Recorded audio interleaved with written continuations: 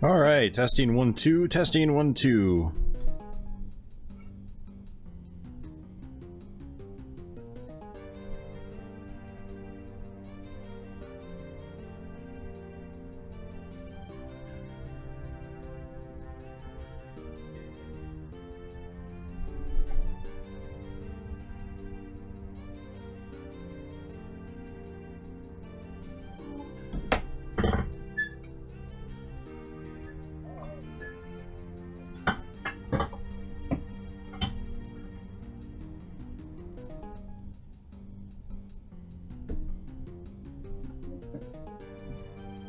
Sleeves of War! You're early this week.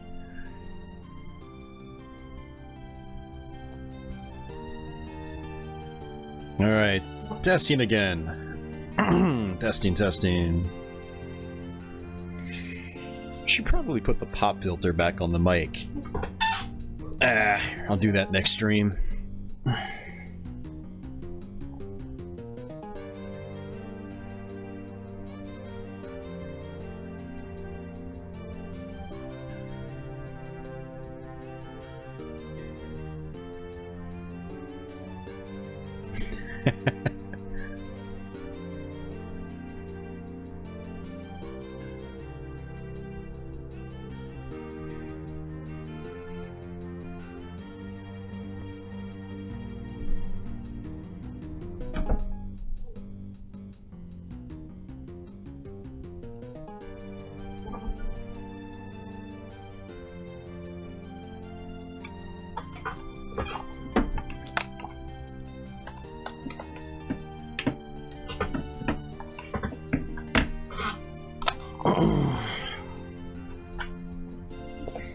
Welcome back, Andy. Welcome back.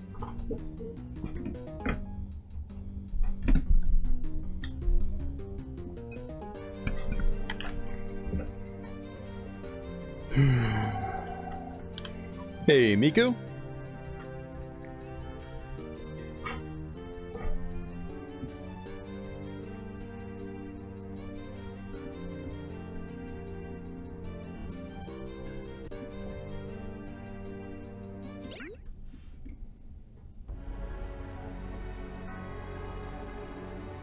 Alright guys, welcome to another stream on my channel. We're gonna be playing some Castlevania Order of Ecclesia tonight. And this was sort of sparked by the last couple weeks on Twitch, where I decided to finally capture some DS stuff through magic. And I ended up running through this game entirely last weekend. And I also started Dawn of Sorrow after that. We'll probably visit that sometime here on this stream, but we'll probably save that for a few months down the road. Yeah, so this probably took me about 10 or 12 hours to get through on Twitch, but I was grinding a lot. I was trying to get a lot of the quests done. I was trying to get a lot of the rare items and things like that. We're not going to be doing that today. We're just going to be rushing through the game as fast as we can. Not a speed run, because I'm not a speedrunner, but I'm going to be skipping through all the story and stuff like that. I'm not going to be focusing on quests unless I just happen to get sidetracked or I feel like it.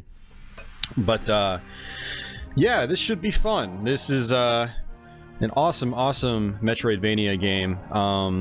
Probably my personal favorite on the DS. Yeah, it's awesome, and if you haven't played this, I definitely recommend checking it out.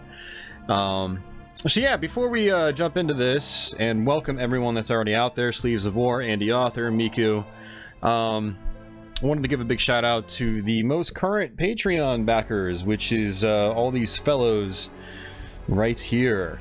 We actually got a new backer this past week, Red Dwarf. He found my channel a few weeks back, and I guess he liked it enough to back. So thank you very much, Red Dwarf.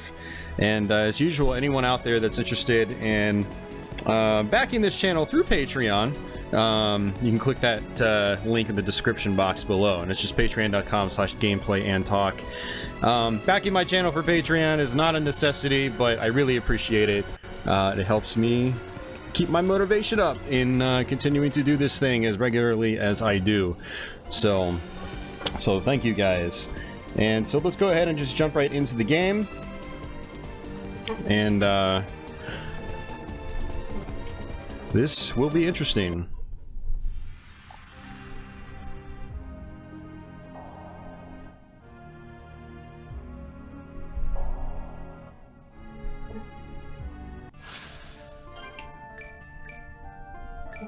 Alright, so basically, oh, it took me a little under 11 hours apparently, and level 51, 100%.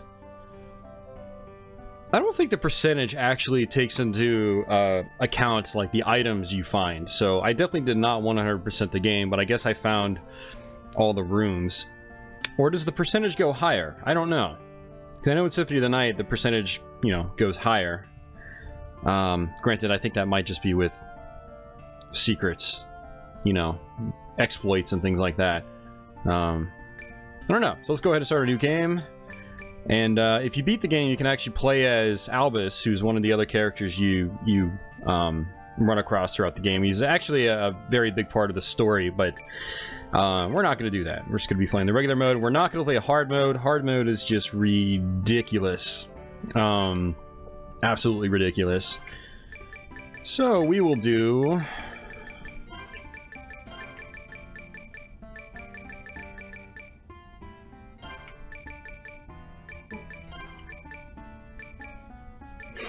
live! Unfortunately, we can't do live streams, so...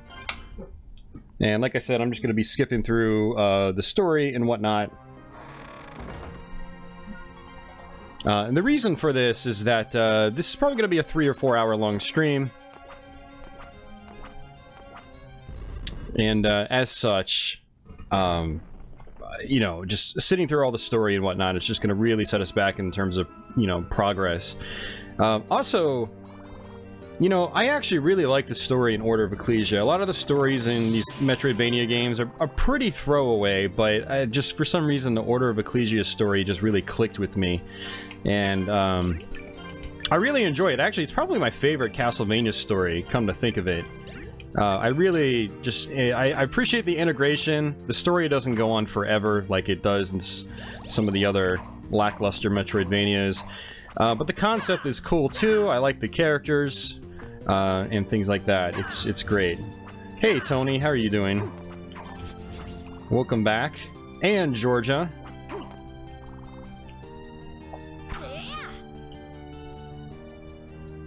So basically this is your training section right here. And as you can see, you can actually skip through it pretty quickly. So just to sort of explain what's going on, you can equip these things called glyphs. These are basically your attacks. You also have glyphs that are more like passive, things that might boost stats or something like that. And you just equip a glyph like you equip a weapon. So this one, the Confudier, is a rapier, basically. And you can press... Y to use that. However, you can equip the glyph to another arm as well, or I should say both arms, and then you can combo them back and forth like that. So the combat in this game is nice and fast if you're good with it. And then pressing up and attack will use your hearts, and that's called a glyph union. It'll basically combine both of your glyphs together to do a much more powerful attack, which is nice. So let's go ahead and press down, get these hearts back, go to this room so we can skip through and...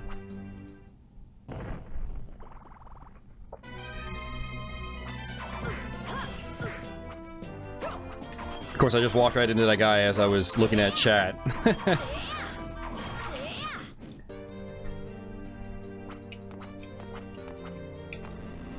Alright, so now we leave, and we skip through that. And then we're pretty much on our way, and this is the beginning of one of Order of Ecclesia's biggest differences from other Metroidvanias, and it's that it's hub-based. At least in the beginning, it's hub-based. Later on, you do unlock Dracula's Castle, which is, you know, like a traditional style Dracula's Castle. It's large, and that's like the final portion of the game. I'd say that's probably the last 30% of the game is Dracula's Castle. So we've got the monastery, and oh, I have to crack open my obligatory sugar-free Monster Energy drink.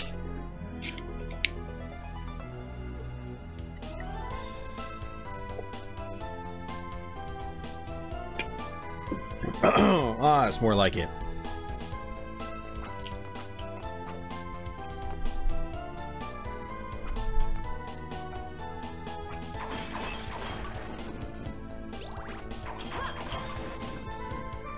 So, similar to like Castlevania Dawn of Sorrow and Area of Sorrow, Area being the GBA version or game, and then Dawn being the DS sequel, enemies will drop glyphs, and the glyphs in this game, you can sort of treat them like the souls in the Area and Dawn of Sorrow games.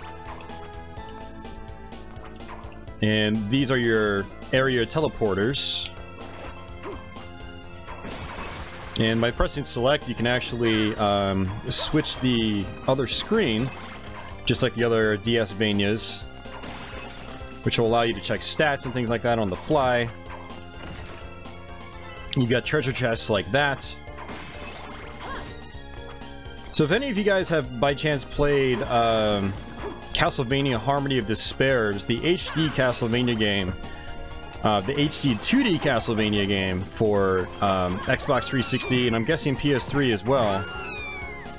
And they took a lot of elements from Order of Ecclesia, actually, and that game actually took a lot of elements from all the DS-vanias. But they took a lot of elements from Order of Ecclesia as well, like the treasure chests. The treasure chests from this game are in that game as well.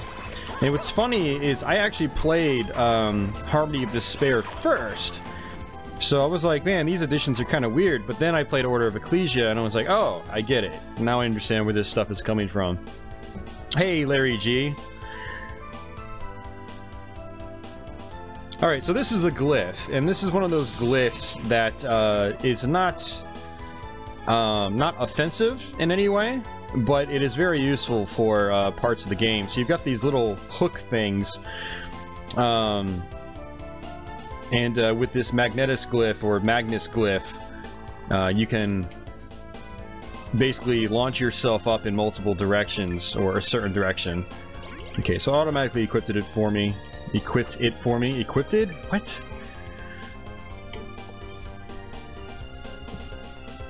Yeah, you know, the thing with Harmony of Despair is I didn't really appreciate it because I never played it multiplayer. I always played it solo, and when you play it solo, it's a little weird, you know.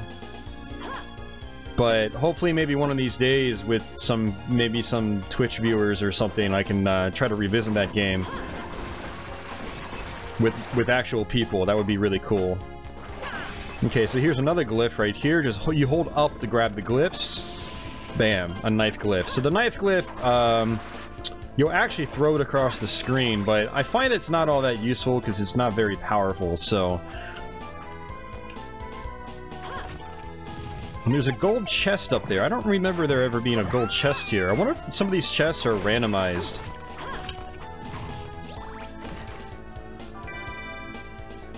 Book of Seers. Oh no, that's normal. I'm dumb. And there should be a secret room right here.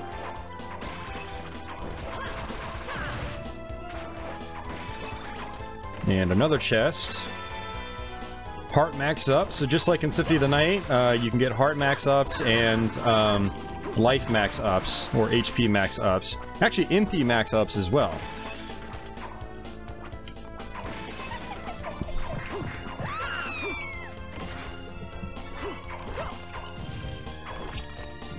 Yeah, Dismumi, that emulator, it needs an insanely powerful computer.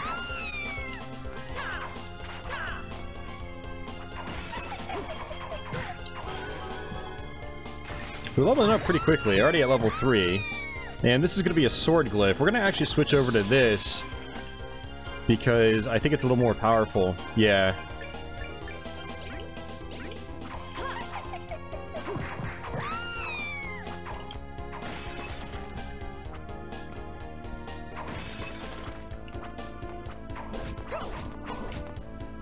I feel like I'm gonna have to go back, actually.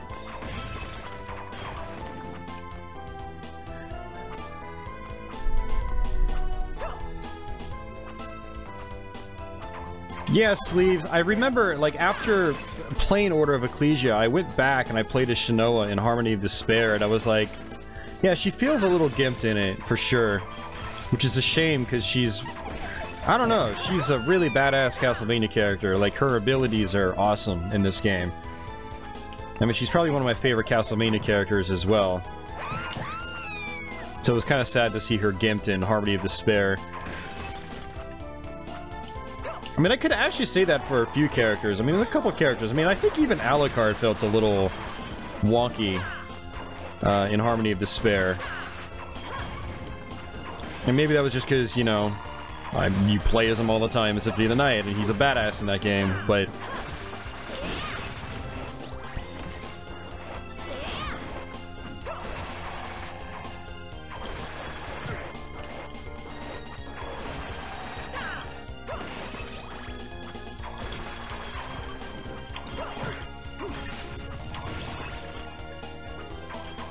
So one of the cool things is that if you collect a glyph that you already have, you'll actually regain some hearts. So, yeah, I went the wrong way. Actually, it doesn't matter because the room I missed, I'm gonna have to come back for later because I can't actually gather what's there now. So it's actually not a big deal.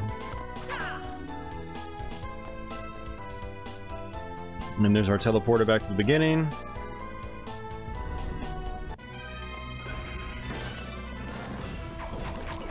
Yeah, exactly, Sleeves. The knife is not that great because of, you know, the amount of magic points it requires. If it used a lot less magic, I think it would be really cool. Because, you know, as you guys can probably already tell, you can rapid fire your attacks pretty quickly. Just by going back and forth like this. You can just brute force your way through some of the fights in this game.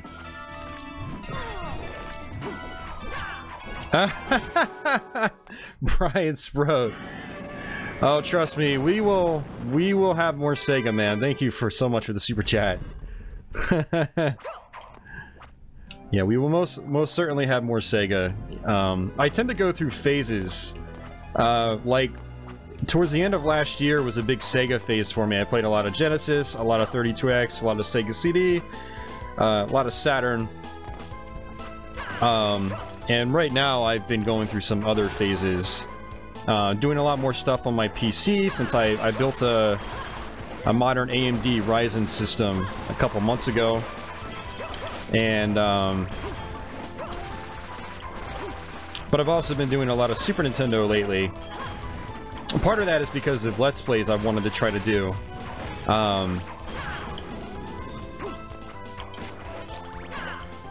So that also has plays a role as well in terms of what I'm playing. But doing these, you know, this DS capture is something I've been wanting to do for a really long time. And playing through these Metroidvanias on stream is something I've always wanted to do as well. After playing through this last week, though, on Twitch, and then playing through Dawn of Sorrow, I realized I'm not going to be able to Let's Play these games. And so, basically doing live streams where I go through these in like 1 or 2 sittings will sort of like, take place of any potential Let's Plays I would have done on them. And the thing is, they're just too long. I thought I was going to be able to do like the GBA ones and then the DS ones eventually for Let's Plays, but I don't want to have, you know, 4 and 5 part Let's Plays. You know, I did it with Doom 2016. And I did it with Heretic on PC, but the fact is, like, the views drop off heavily, and I feel like my time's better spent with games that are just like, you know, 30 to 60 minutes long, or even maybe games, you know, like F-Zero X, that was like an hour and a half, or another game that's like 2 hours. You know, 2 hours is usually my limit, and, you know, I could break it up into a second part. It's not ideal, but, you know, 2-parters are kind of my limit now. And so these Castlevania games, these Metroidvanias, will not be good for Let's Plays. Now, Symphony of the Night's another story. I can actually run through that game in about 3 or 4 hours, so that will get a dedicated Let's Play, so don't fret. But these DS Castlevania games in particular, they take a long time to go through. They're not as... Well, at least in the case of, like, Dawn of Sorrow, and I guess Portrait of Ruin is similar, is they don't flow as well as, like, Symphony of the Night, and they take much longer to go through. Dawn of Sorrow, in particular, it has some nasty things about it that really just saps away your time. Like, there are parts where you have to grind out souls in order to get past certain puzzles in the game. That just really holds you up big time. See, and it's funny, I was just gonna teleport back and exit, but I went ahead and just walked back anyway and went to that room I said I wasn't gonna go to. But that room with all the falling blocks is, you can't actually... There's a soul in there that you can get. Not a soul. I keep thinking souls because of Dawn of Sorrow, because I have been playing Dawn of Sorrow a lot. But there's a glyph in there, and you can't get it just yet.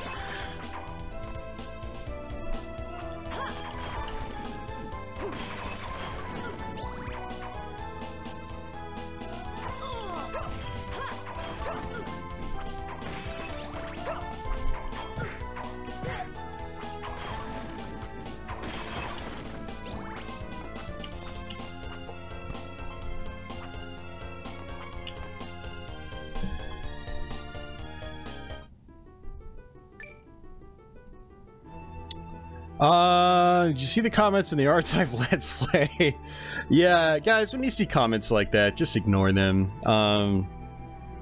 You know, comments like that, the people are either being massive trolls or they are just complete ignorant fanboys. And either side of the camp is not really a good side to be in my eyes. This channel is pretty... You know, I have my favorites when it comes to systems, but you guys also know I play everything, and I'm open-minded about, you know, all those consoles from back in the day. And, especially when it comes to shoot-em-ups, you know, the Super Nintendo and Genesis in particular both have their ups and downs.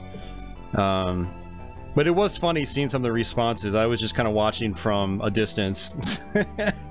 I thought about chiming in, but I was like, no, don't do it, Austin. It's not worth your time. It's not worth your time. But yeah, you know, it's funny you guys mentioned shooters. I was actually last week playing a ton of Sony PlayStation shooters, PS1 shmups, and I finally ordered all the shmups released in the US that I did not own. I mean, I've owned all of them at one point in time, but I own all of them again finally, so I can do playthroughs and live streams on them and so forth. G Darius was the last one I had to pick up, so I ordered that a couple days ago, and I just got a couple in the mail today, like In the Hunt and Philosoma.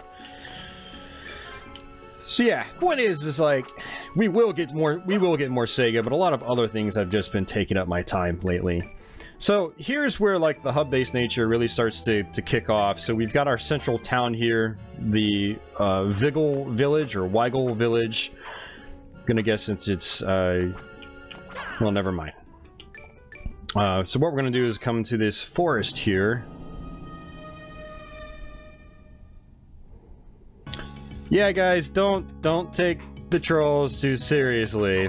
Don't take them seriously. That's why they're called trolls. Just don't take them seriously. Hey, Sinful, how are you doing, man?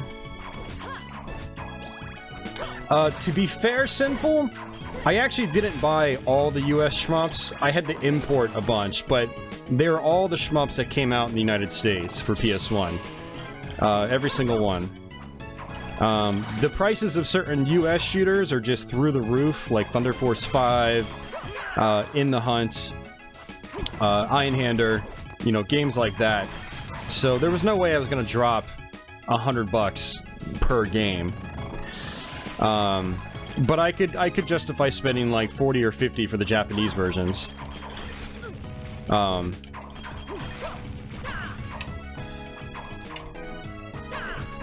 Alright, so some enemies will actually use glyphs on you, and you can actually steal the glyphs as they're using them. So this is one of those examples right here. And this guy will let you summon zombies. Not a particularly useful glyph, but it's fun.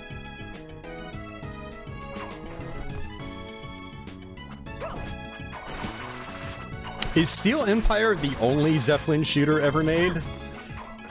There's gotta be others. But I could totally see it being the best.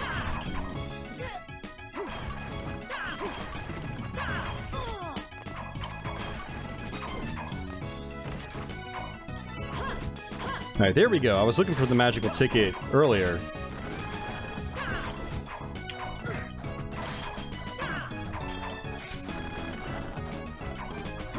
So what we might actually do here is grind out a little bit on these axe armors because they drop an axe glyph, which is really, really useful.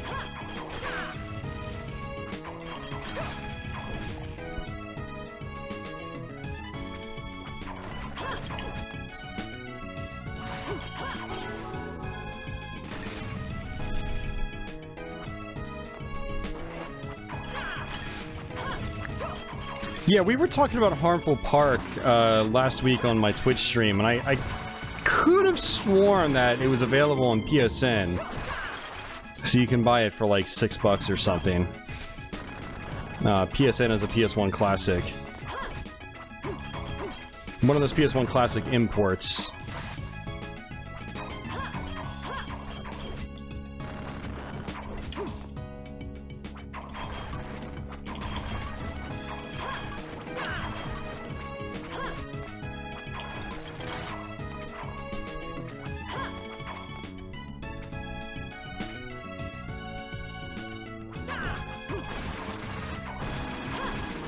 Okay, if it doesn't appear this time, I'm not going to worry about it, because there's going to be better axe glyphs later on.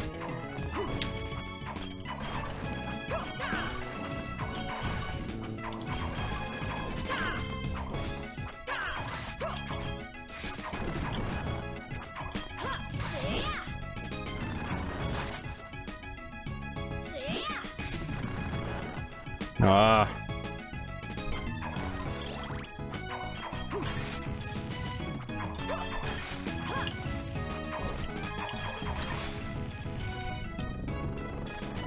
It's not on PSN. It might be on the Japanese PSN. And then,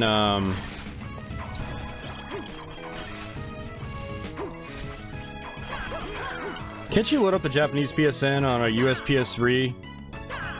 But you have to create, like, a Japanese account for it? I thought that was a thing.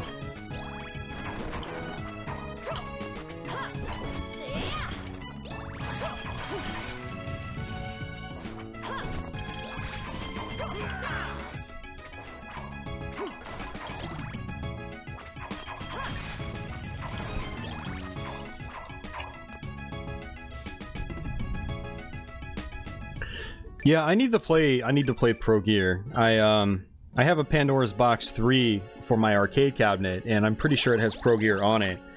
So I need to try to spend some time with that sometime.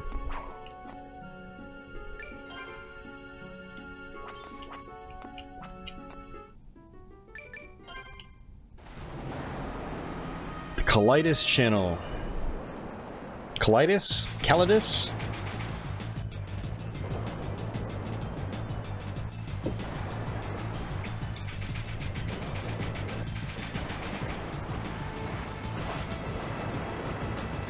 Yeah, I thought I remember seeing it on PSN.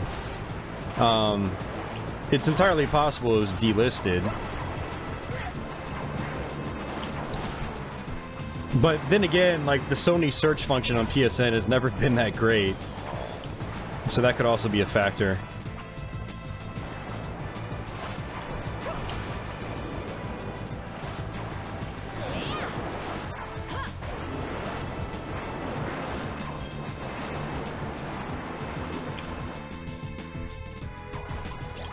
Alright, so this is one of our first town members we rescue. So you actually have to find all the town members if you want to progress and get the best ending in the game. Otherwise you'll just get roadblocked about halfway through the game. Oh, and another mechanic I wanted to talk about actually is when your hearts are maxed out, just like in Dawn of Sorrow and Portrait of Ruin, the candles will reveal money. So if you need to grind out on money, you can come to places like this, have maxed out hearts, and then just grind out on these candelabras. Kind of like so. So the silver ones are worth 50, the bronze ones are worth 10, and then the blue ones are worth just 1.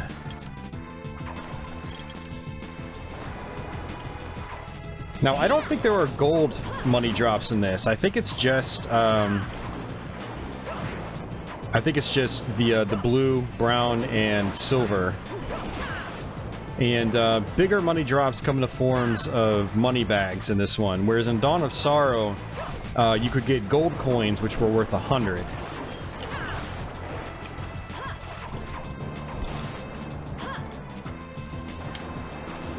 And we are going to get a double jump, eventually.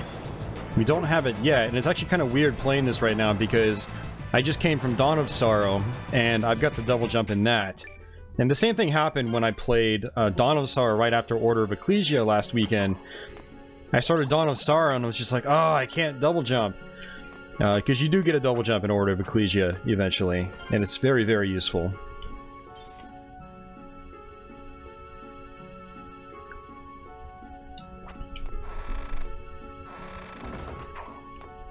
Welcome.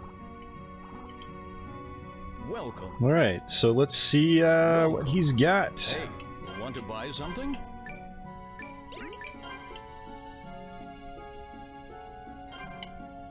Let's go ahead and purchase that. We got $2,000. And so that's going to raise our defense. And then the Cossack boots. Let's go with the...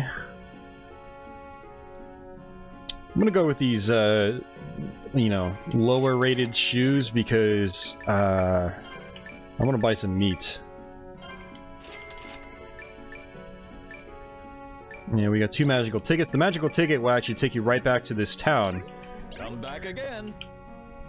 And now we can go ahead and equip.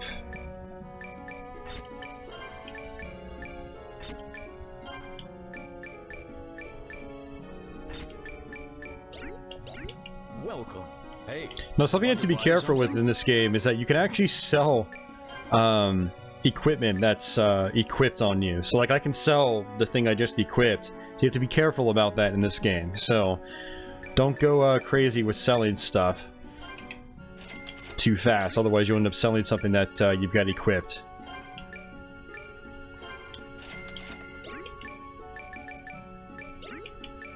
And how much was the meat?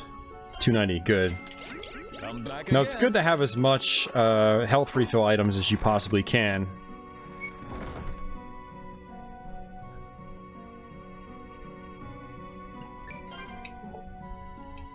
You saying money bags reminds me of Dark Souls signs people leave before DLC areas. Money bags required ahead.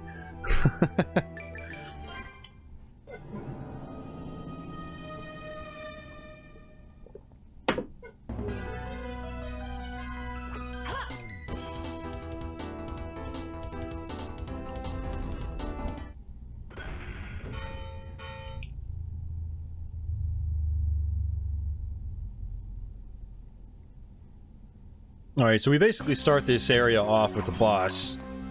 And he can be a bit of a pain. And one of the big things about Order of Ecclesia is that some of the bosses are actually challenging.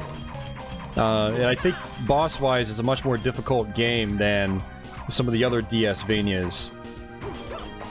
And I say DS-Vanias because Circle of the Moon on the Game Boy Advance had some really challenging boss fights. And I think he's gonna lunge. Yep.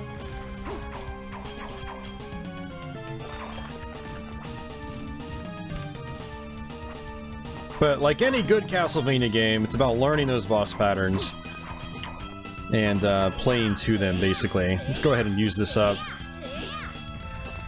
Ooh.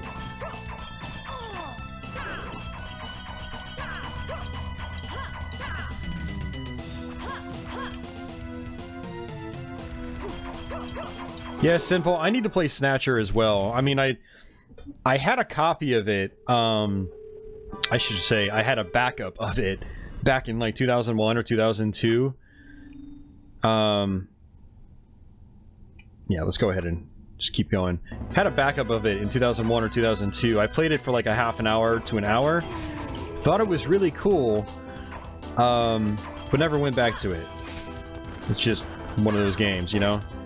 One of those many games I only played for like an hour or so.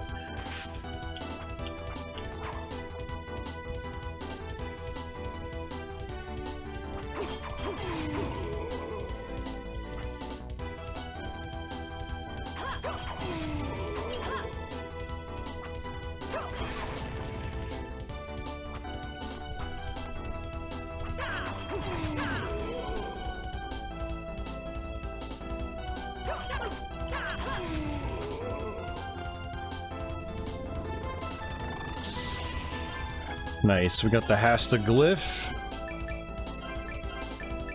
No, I generally prefer the lances.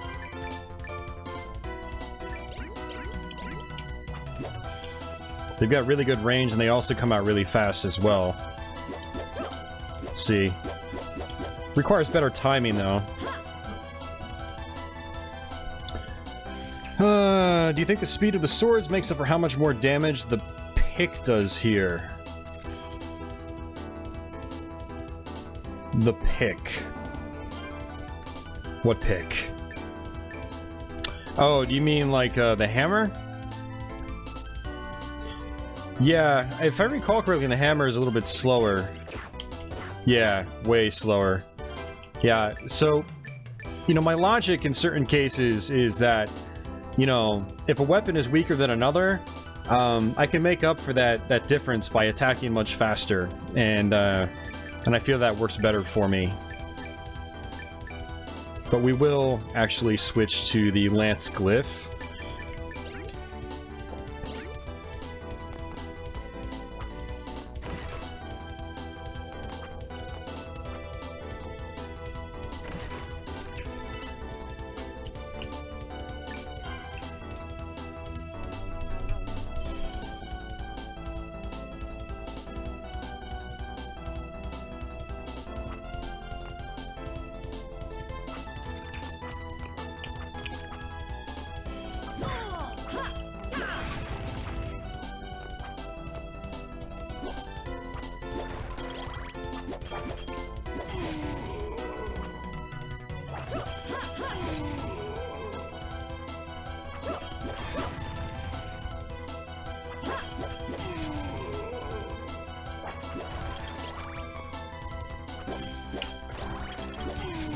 I actually messed up. I left the room by accident, which respawns all the enemies again.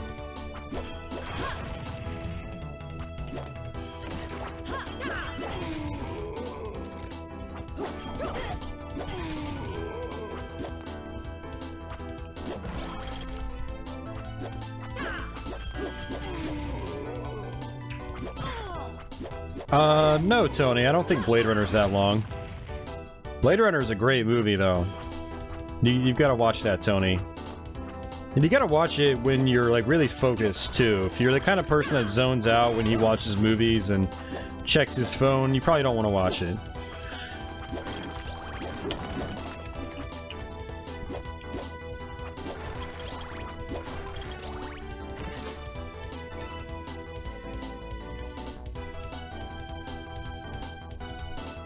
Harder, brittle-seeming enemies take a lot more from crushing weapons. Okay. A 15 a hit to that skeleton boss. Okay. Yeah, the next time I play through this, I'll have to try that out on that skeleton boss and see what the difference is. Alright, so I'm going to actually grind out a little bit here. This is a good spot to try to get that axe glyph, which will actually come in handy on this boss.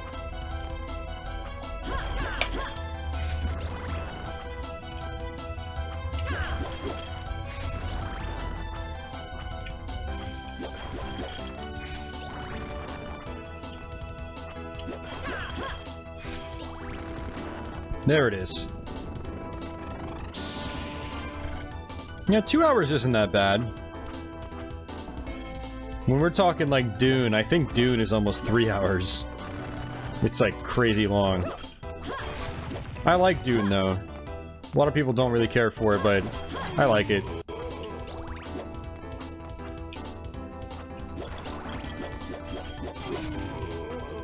Actually, I want to go back up here.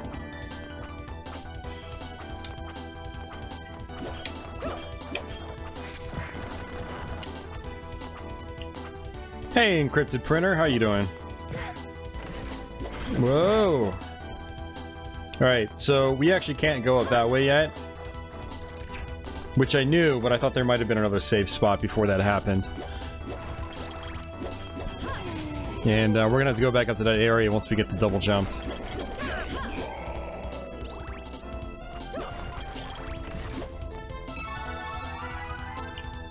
Hey, John Gaines. Yeah, my brother and I, we watched the Castlevania early last week, and we both really enjoyed it. Alright, so what I'm gonna do is actually... I'm gonna go back to the town.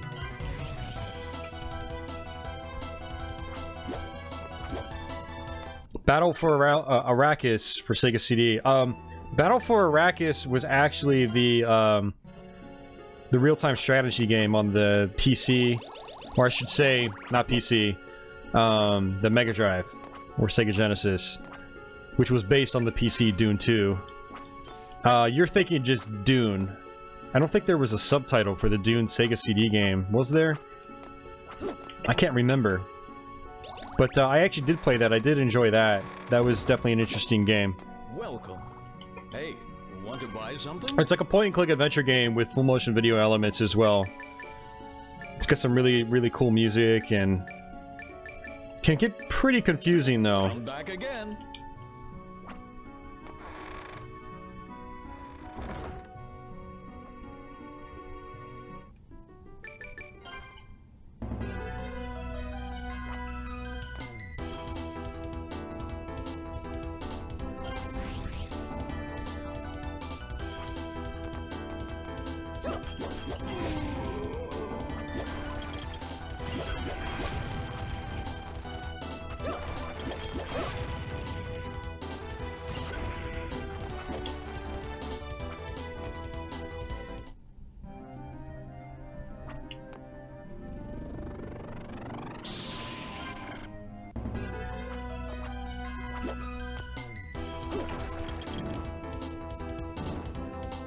Well, if you ever want to try it, Andy, Netflix is cheap.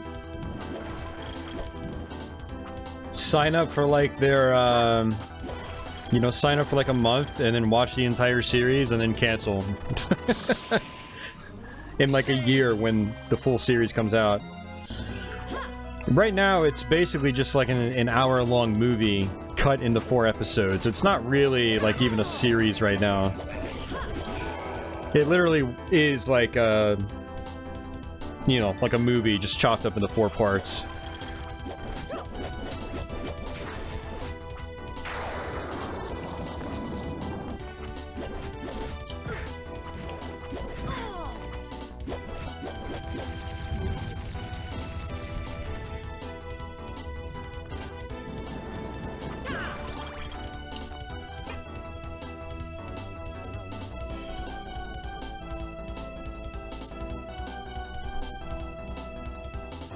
So really, it was made... I remember about 12 years ago when the rumor of a Castlevania movie was floating around. Like... oh, man. If the script they used for the anime really was based on that, then I kind of wish that live-action one happens.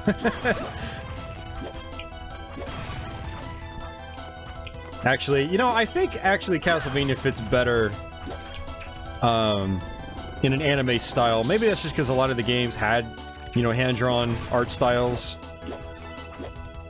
Maybe that's just like, you know, the Castlevania fan inside of me talking.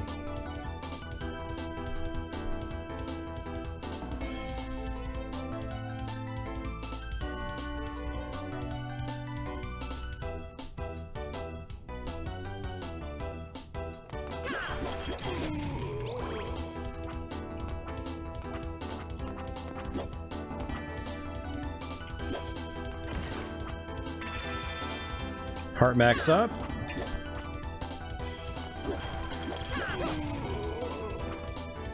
Hold on a second. Okay, I was gonna say. Wanted to try to clear out all the rooms. So I don't have to come back and clear them out later.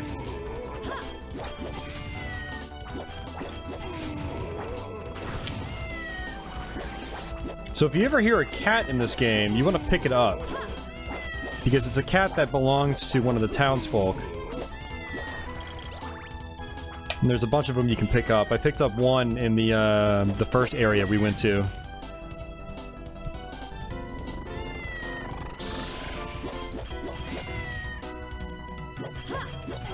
Yeah, Sleeves, I agree with you. And I really think that's the case with almost any video game franchise. I think it's very difficult to cast someone that will really fit the mold of, you know, the original character they're based on. Video game fans are extremely picky. I think you run less of a risk when you do it, you know, with animation versus, you know, live actors.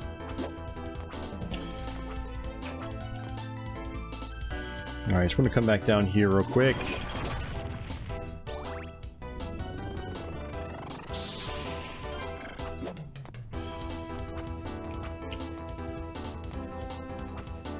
I mean, that's...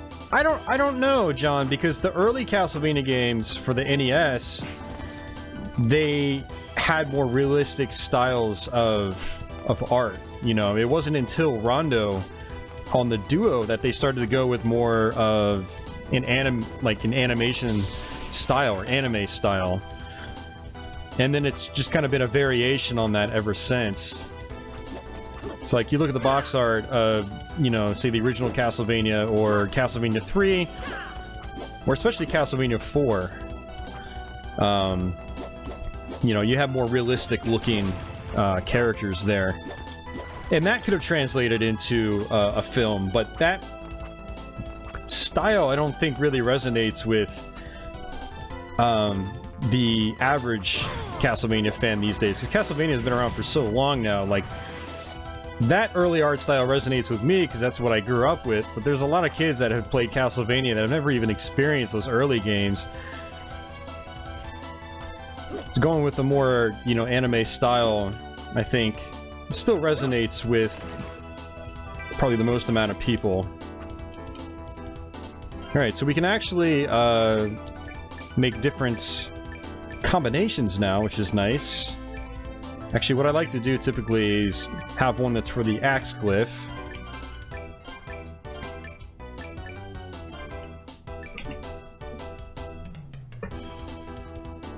Oh yeah, no, totally, Sleeves. Yeah, I know exactly what you're saying. It probably has Scarlett Johansson as Belmont. No comment. Alright, call forth shocking electricity. Sickle glyph or bow glyph. Yeah, most of these are not very useful for me, so I'm just gonna leave my third one just empty.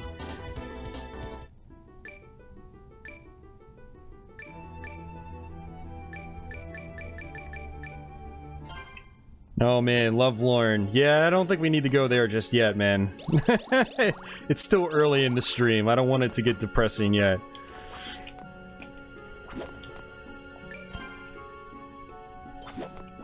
We might wait till my Twitch stream. I'm probably gonna stream on Twitch after this. There you are.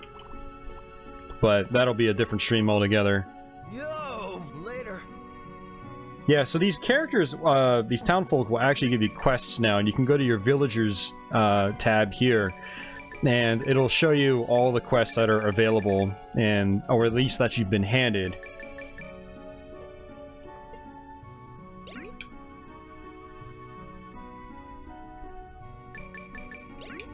So basically this guy wants me to grab some items. Usually it's just fetch quests, but when you come back, they'll give you good upgrades in some cases. So this is going to be a boss fight, and this guy is a major pain, typically. Georgia, you must not have listened to what I was just saying. I said I didn't want it to get depressing in here just yet.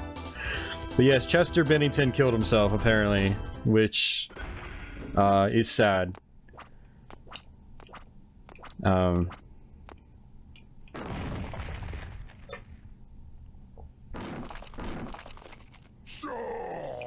It's not that it bothers me, Lovelorn, it's just there's a time and place for it. And the time is not... The time or place is not here or now. We are playing Castlevania. We are not talking about people hanging themselves. But yes, yeah, for anyone that followed or didn't follow the band, the lead singer of Linkin Park committed suicide. And, it was not the news I was expecting. And some of you guys probably don't know, but I was a big fan of the band for a really, really long time. You know, I started listening to them in high school, which is when, you know, their first album came out, or I should say their first,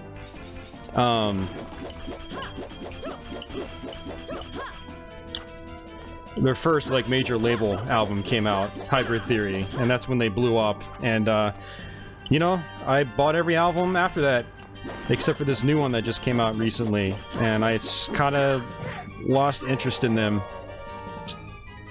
after that. But it seems like the new album was doing well, popularity-wise. So I'm not sure why Chester went through with this.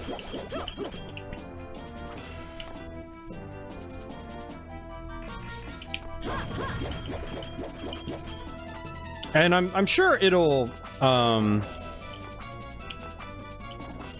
start to hit me more, like, the more I go back and listen to, like, their older records. But right now, you know, due to, you know, the stream, due to my lack of sleep right now, and due to other factors, my mind just is not focused on it. It hasn't really hit me yet. You know what's funny? The one that did hit me was a couple months ago when Chris Cornell killed himself. And, you know, what's funny about that is I didn't really listen to his stuff that much. Like, I didn't listen to Soundgarden. I had Audioslave's second album when it came out. I listened to it a little bit. But it never really clicked with me.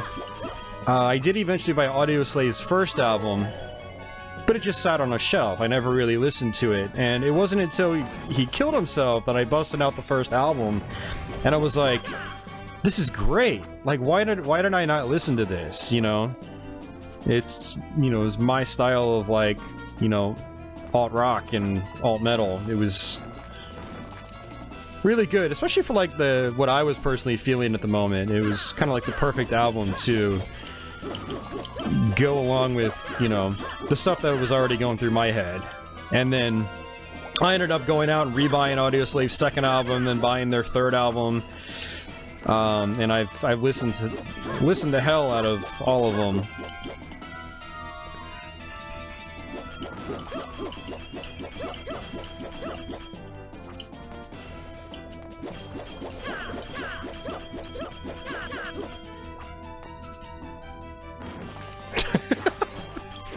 Oh man, sinful.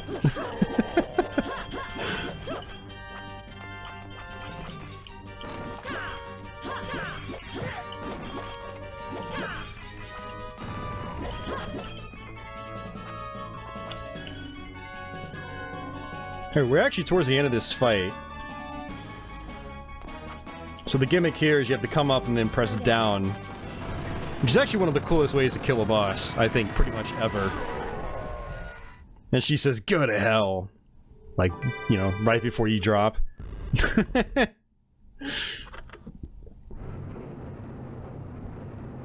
happy LP gamer.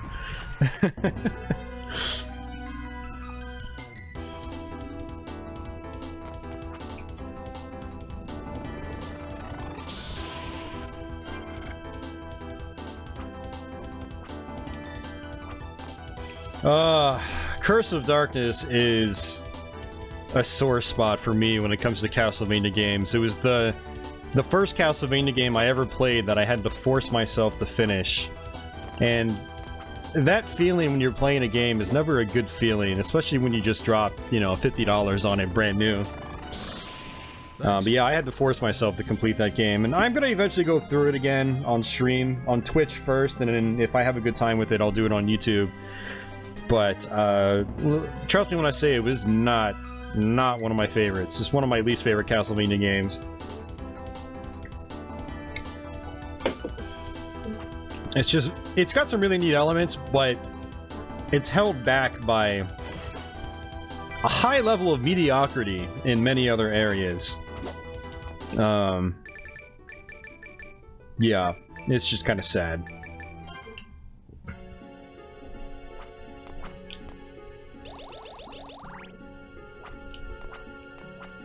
Lovelorn Nick, I like the 64 Castlevania games, man. I think they're great games. And I know we've probably got a few people in the chat that feel the same way about them. We've got a bunch of big Castlevania fans in the chat. Right. But I'm going to eventually do Let's Plays on those. They're probably going to end up being two-parter Let's Plays. But that's definitely going to happen. It's just a matter of when.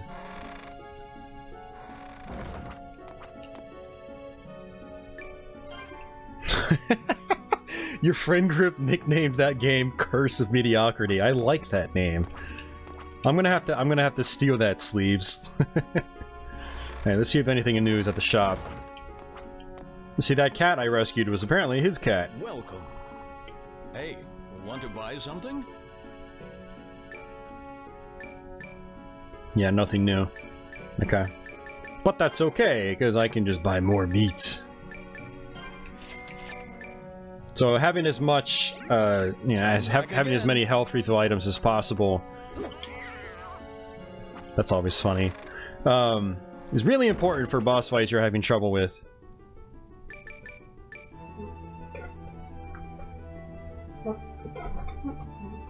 Georgia, the second one on N64, is basically the first game with lots of alterations and extra stages, extra characters. For what it seemed like, and I don't know if this is true or not, but it seemed like Legacy of Darkness on N64, which is the second one, was like what the first one was supposed to have been. It seemed like, it felt like, I don't know if that's the case, but it seems like they probably rushed out the game as the original. And then, once they wrapped everything else up, they pushed out Legacy of Darkness, which is probably what the original game should have been to begin with. But what's funny is some people, I don't know if it was Sinful? I think it was Sinful. I was talking to him on stream on Twitch a week or two ago, and I think he was mentioning that there's parts of the first game he likes a lot more than the second game. And I shared that point of view for a long time as well.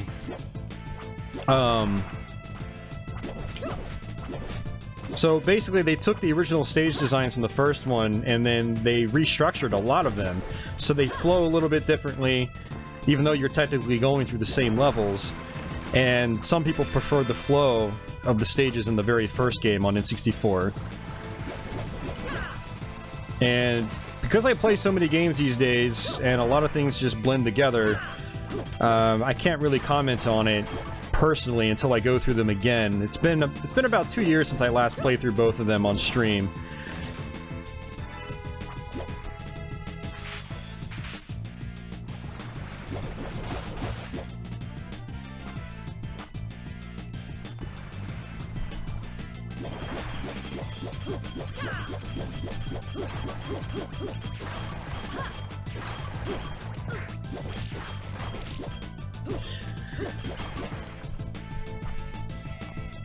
Yeah, Sleeves, you know what's funny is Lament of Innocence, I loved it when it came out as well.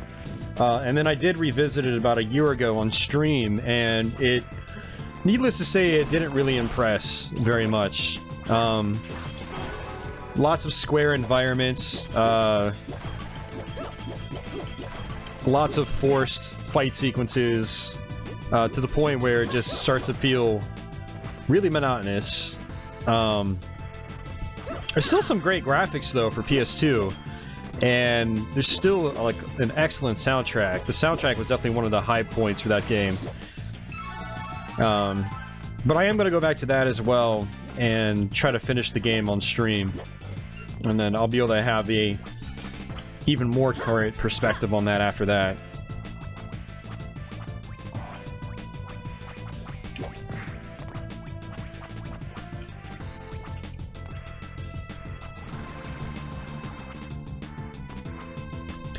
Yeah, John, the issue with, and this is to anyone else out there, is that this new Metroid 2 remake is not being created by Nintendo.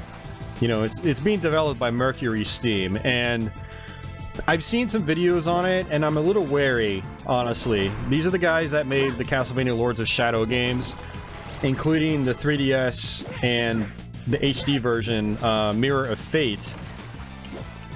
Which, honestly, I couldn't really be bothered to try to play through. I tried, and that's another one of those games I'll try to actually play on stream, sort of force myself to go through, but...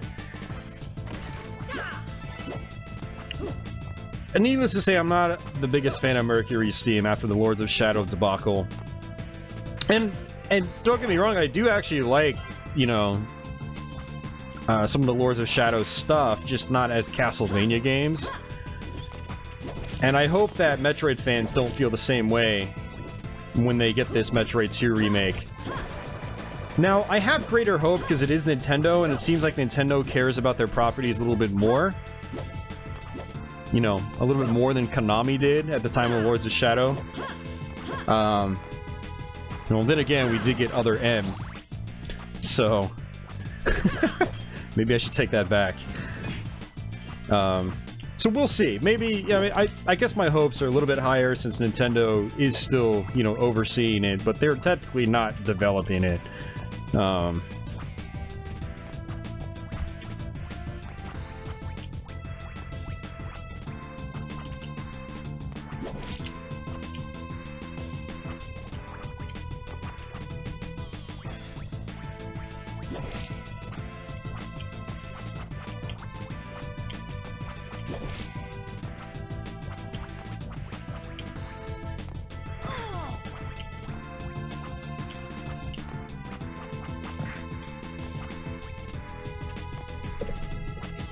Georgia, well, see, there's a difference, is that a lot of Nintendo games that are made by other people are people they've worked with for a really long time, are still Japanese developers, or are second-party developers. Like Retro Studios is a second-party developer for Nintendo. Nintendo basically owns Retro Studios at this point.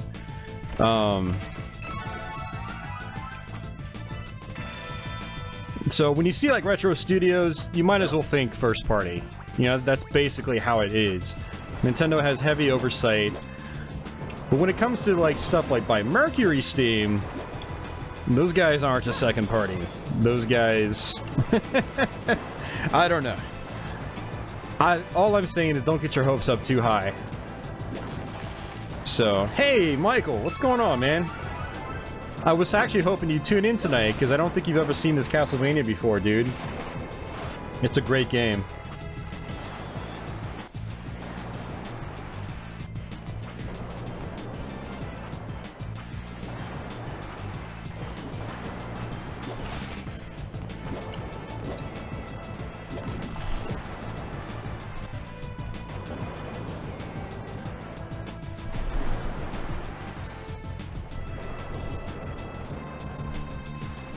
Mirror of Fate. Sleeve says Mirror of Fate was pretty bland.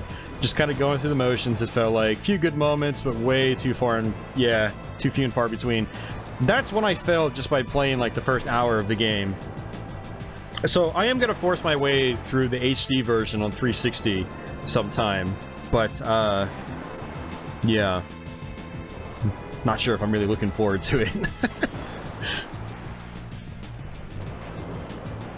If you say Other M 3 times, Sakamoto appears like Beetlejuice and tries to steal your soul.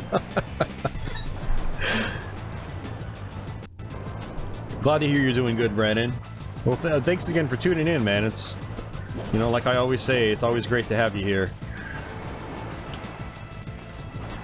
So I'm coming over here, just, there's probably another chest or something, yeah. And then to clear up the map space, get that percentage up. Ooh, they dropped some meat.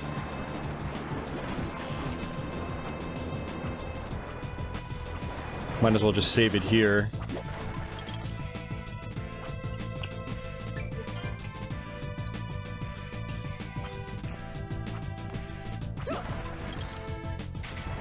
Actually, what I probably could do...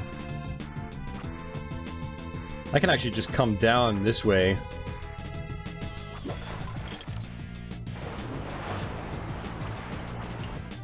And what I'm going to do is switch over to... Where is it? There it is. Luminato is really good in the earlier parts of the game. It's got kind of a weird, you know, radial pattern, but it's very, very powerful if you can get it just right, especially against these water enemies.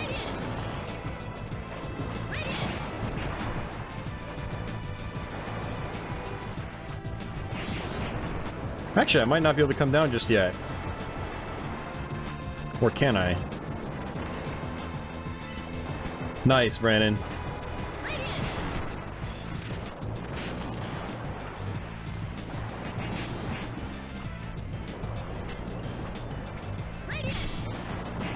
Yeah, you actually can't come down here. Okay, I might be thinking of the other water area.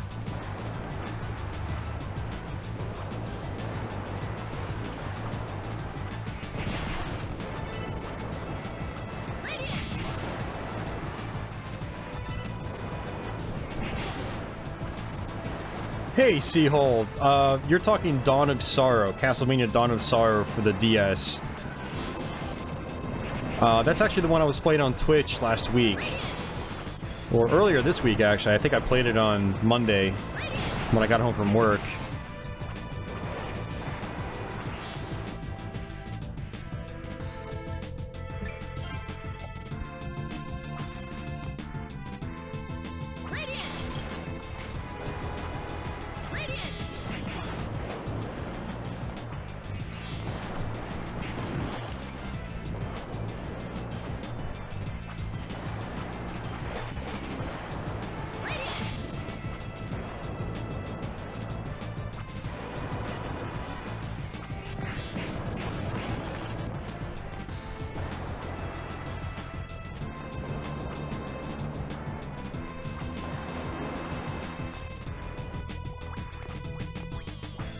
What is that, Brian? Yeah, I am doing a little bit better of a job, you know, looking at the chat. You know, see, the thing is, when you're playing like F-Zero GX or Extreme G3 like I was the last couple of weeks, you can't look at the chat without pausing the game completely, and, you know, so... in that kind of game, you don't want to pause every 5 seconds.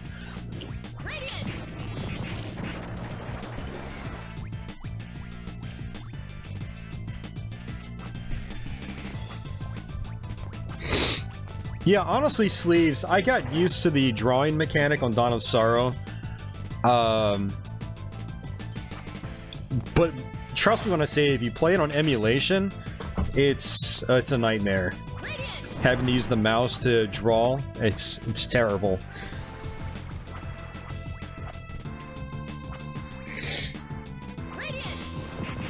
Alright, it's going to actually switch back.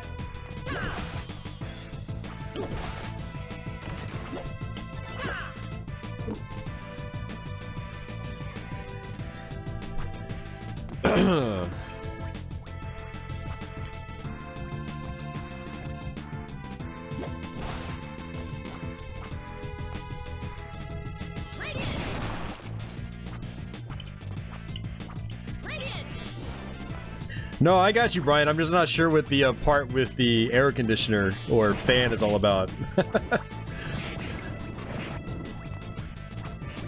I'm confused, that's all. But I appreciate the compliment. I like compliments.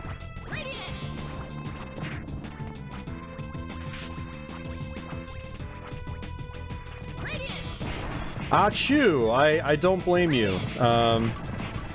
Now, I'm going to be skipping all the story in this game, so you're not going to get any spoilers when it comes to story for the most part. I mean, you're going to see situations, but you're not going to read the text or anything like that, so... yeah, I don't blame you. I definitely would recommend playing this after dawn. It's a fantastic game.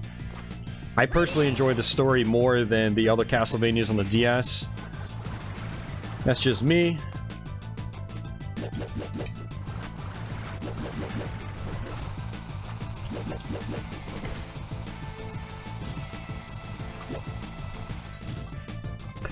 I am playing via magic. It's magical.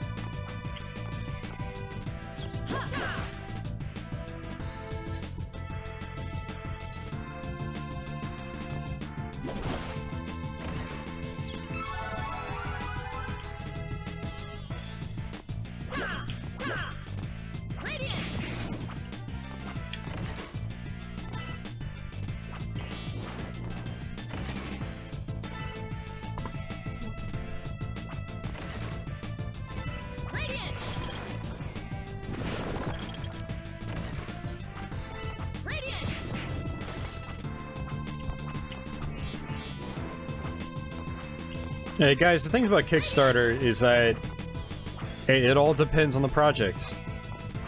I've backed projects that have been funded, or have come to fruition, I should say. So the first big one I did was the Shadowgate remake, and that was awesome. I'm totally glad I did it. You know, it was like a 2-year process, but they came through with it, and you can't knock all of Kickstarter because of some failed projects, you know? You've got to use your own judgment when you're backing projects. Alright, we're just gonna skip that mouse.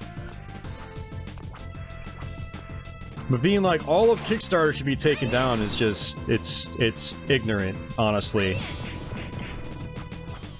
And you're only looking at half the picture if you feel that way.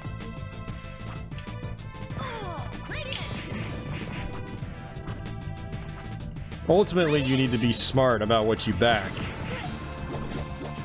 And regardless of what you back, it's always a risk. But they're risks worth taking. You know, look at Bloodstained. Bloodstained is going to come out. It might take a while. It's gonna happen. I guess there is the slight possibility it could end up not happening in the end, but it's highly unlikely given how much they've shown of the game and how many updates they provided and whatnot. But yeah, it's always a risk, but you gotta take the bad with the good, you know? Can't be too negative about it.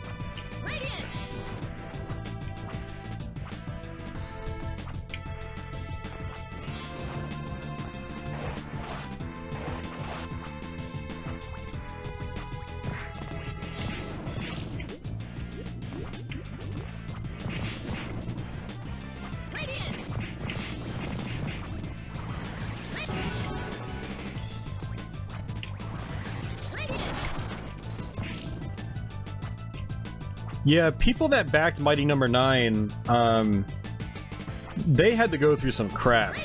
Like, I've read all about the debacle with Mighty No. 9. It's actually sad, honestly, what those people had to go through. The backers, specifically.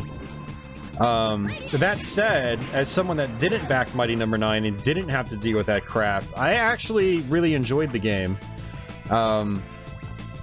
At least the parts leading up to the final level. Or I should say the first, what is it, 6 or 8 Robot Masters? I think it was 8.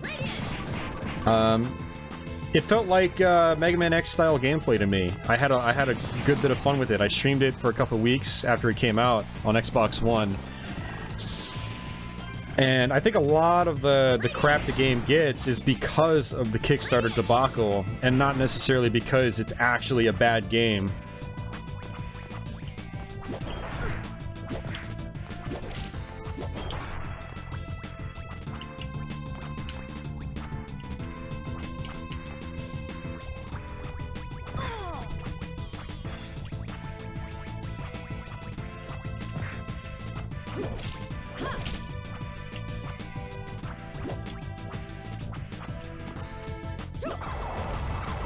There we go.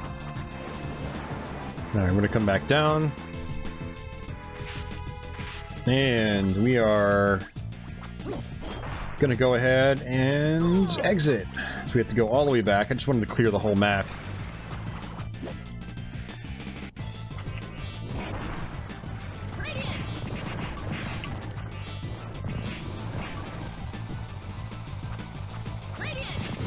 Yeah, exactly, Georgia. Like, some people still haven't received their Kickstarter rewards, which is really sad.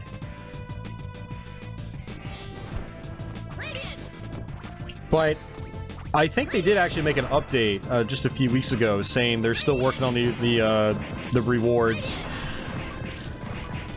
You know, so at least, like, they're still trying to make good on their promises, even if it's, you know, what, 5 years after the fact? It's 5 years is probably an exaggeration. Maybe it's not. I don't know. But it's been a long, long time.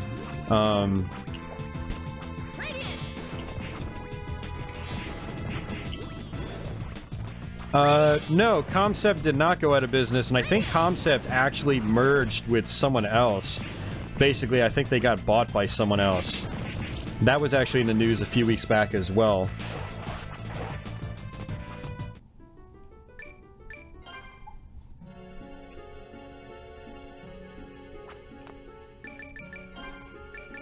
Okay, so I actually got this guy's ore. So when you go to the Villagers tab and it's yellow, that means that you've actually completed the quest. So if you go back to the guy, he'll give you an award.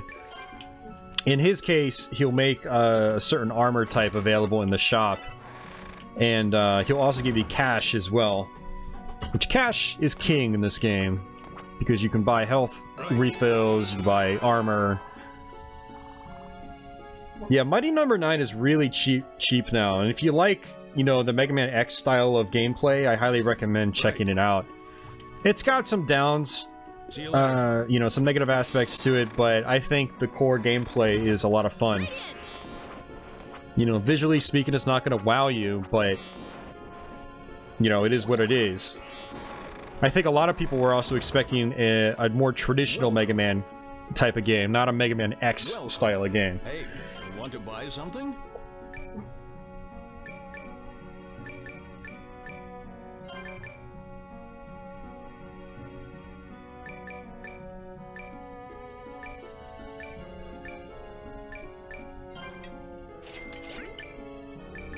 Still no accessories, huh?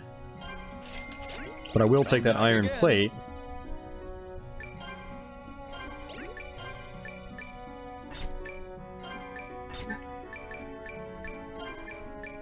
Well, look at that.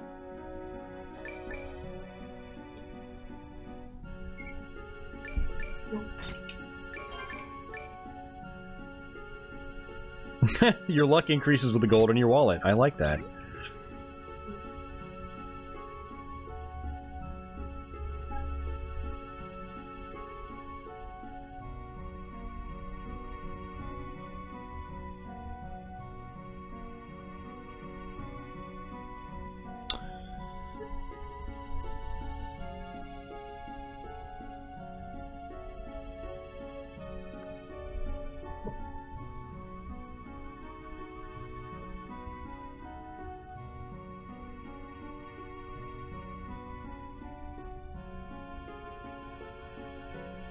Do I mostly play on PC? No, I try to use real hardware whenever possible.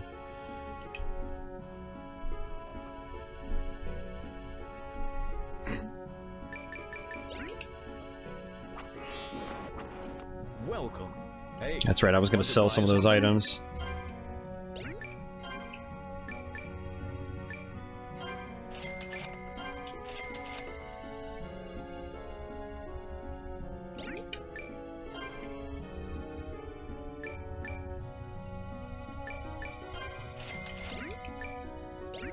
Come back again.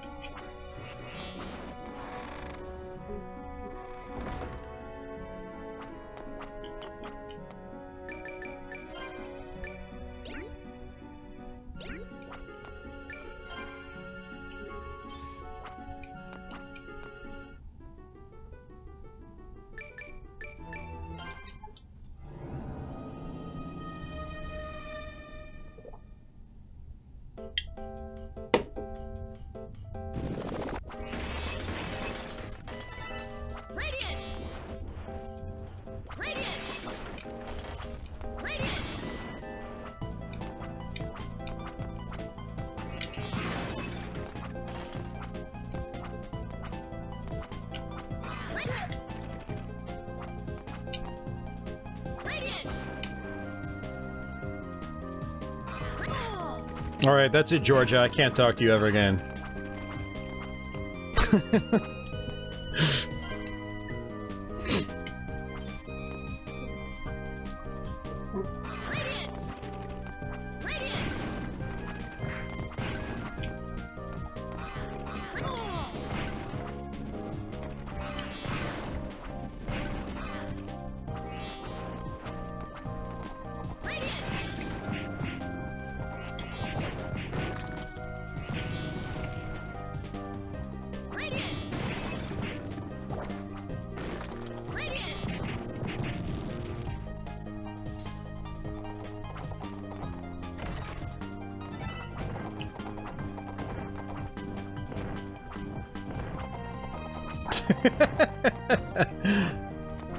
You better be sorry, Georgia. Jeez.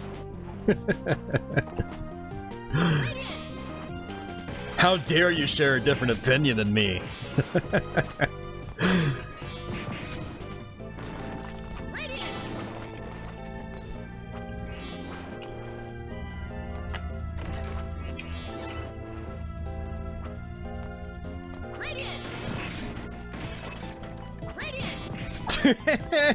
And Simple goes, at least you don't like Mega Man 5 the most. Some of you guys are very familiar about how I have felt in the past about Mega Man 5.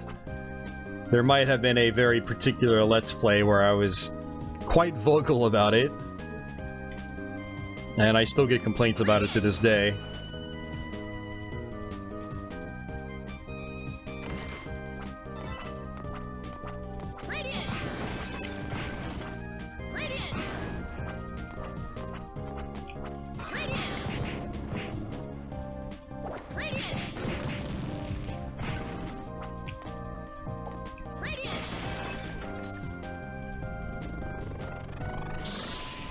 Thank you.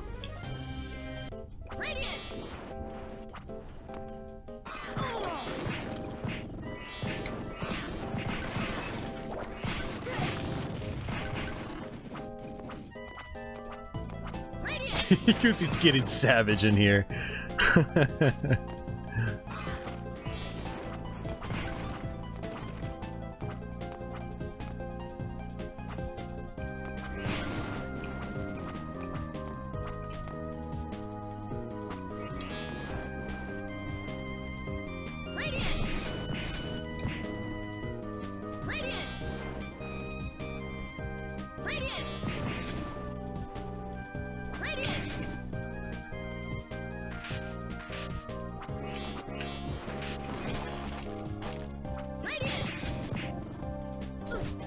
Ah.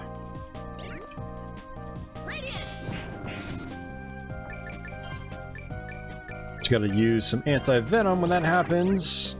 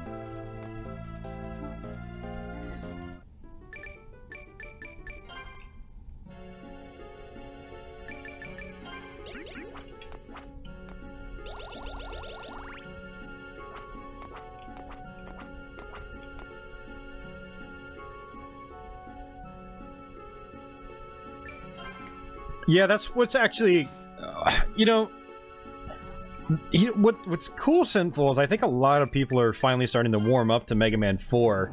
Mega Man 4 is a great Mega Man game. I think people just skipped over it back in the day. Not to the degree that they skipped over 5 and 6. You know, there are more copies of 4 out there than you know, 4 is an easier find than 5 or 6, which makes me think it sold more back in the day. But a lot of the diehard fans now that are, you know, still talking about Mega Man, it seems like a lot of them might have missed out on the game back in the day, or they didn't really give it the time of day. They might have played it a little bit and then gave up. But Mega Man 4 is a really solid Mega Man game.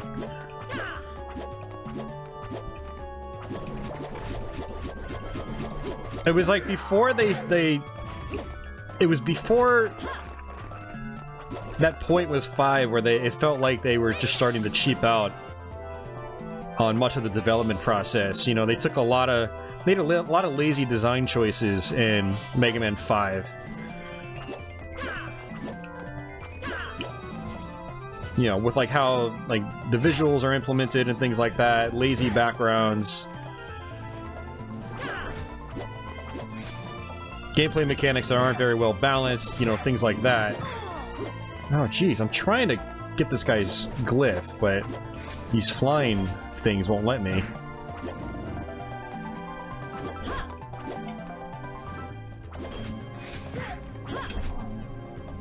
There we go.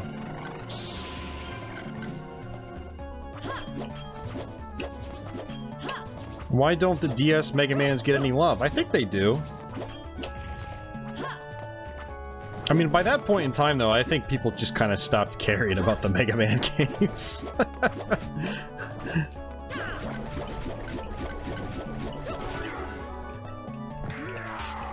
The other thing is the Mega Man ZX games they're non-linear, you know? So that's not going to appeal to everybody as well. Like, I liked,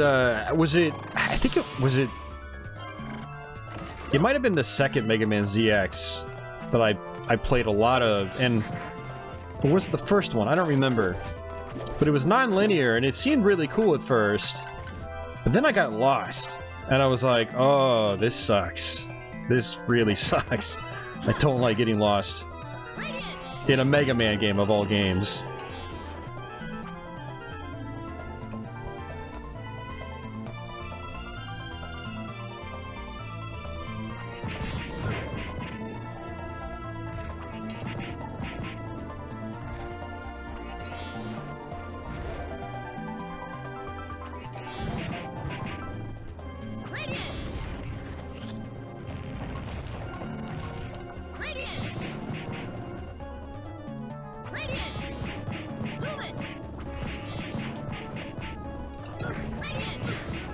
Please die. Please die. Thank you.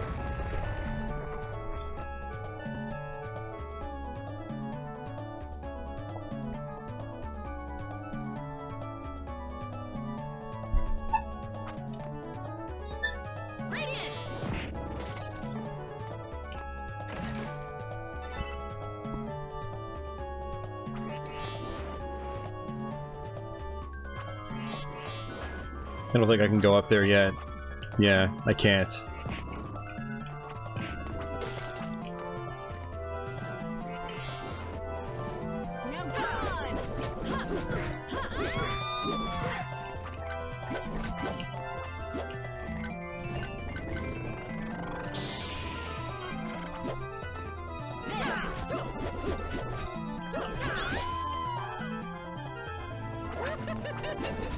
I mean, from what I understand, though, the Mega Man ZX games are usually somewhat well regarded. You know, when I hear them talked about on gaming forums and things like that, it seems like people like them.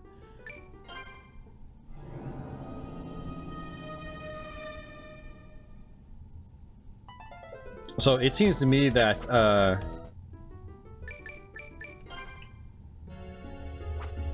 that they are well regarded. But I mean, by the time those games came out, I don't think that type of game was as popular as it used to be.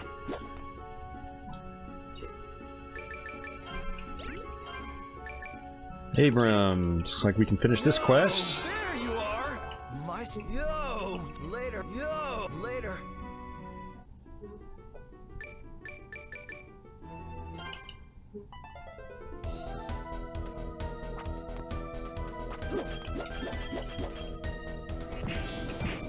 We're actually going to do a tiny bit of grinding here as well.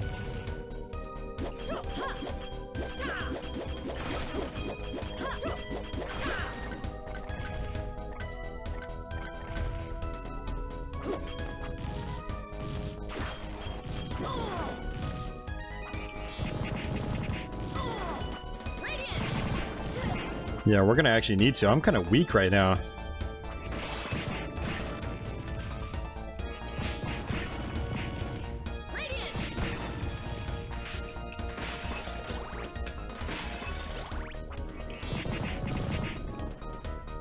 I love the music in this game. It's got such a great soundtrack.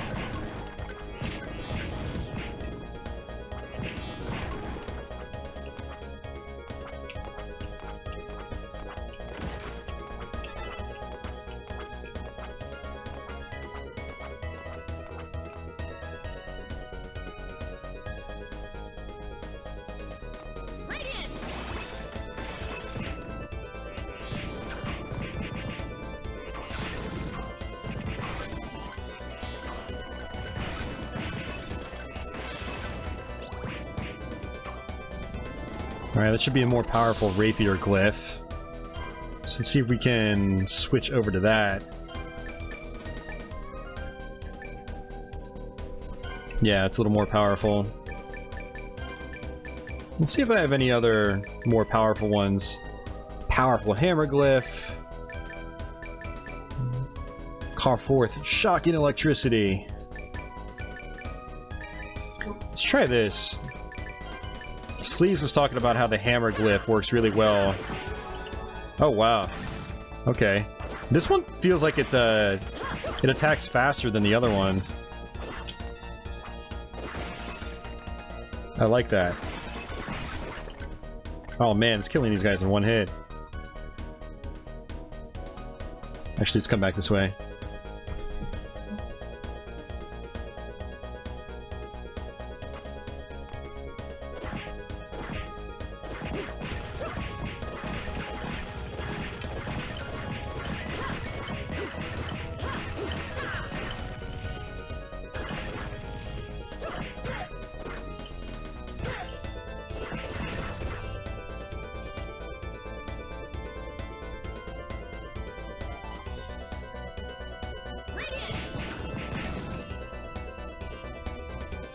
Right, so this is going to be where we're going to just grind out a little bit.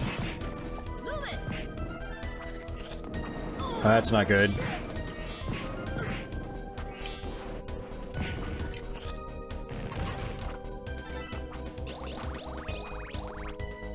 Alright, let's go ahead and use a couple items. Or you just use a regular potion or two.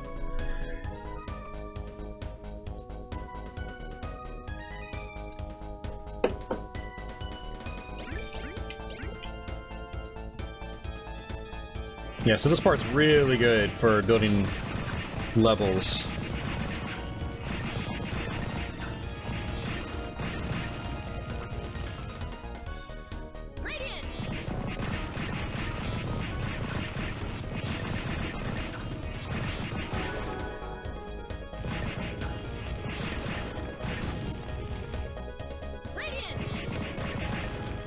Hey, Deadly Gaming! How are you doing, man?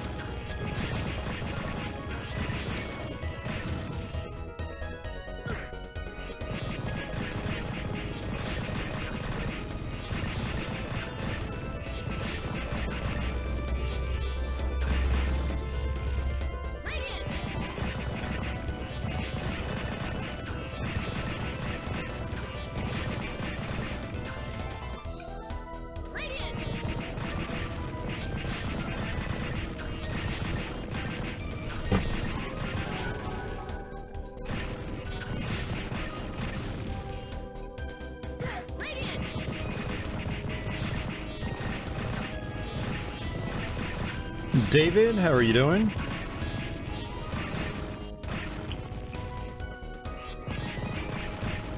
Yeah, Darren S has an awesome avatar.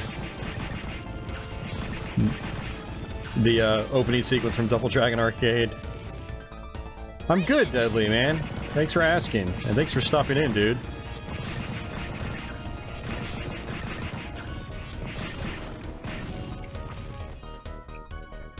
Holy crap! Christopher Margot. Oh, jeez. Dude, that's insane, man. Thank you so much for the super chat, man. I don't even know how to thank you for a donation that high. That's insane, dude.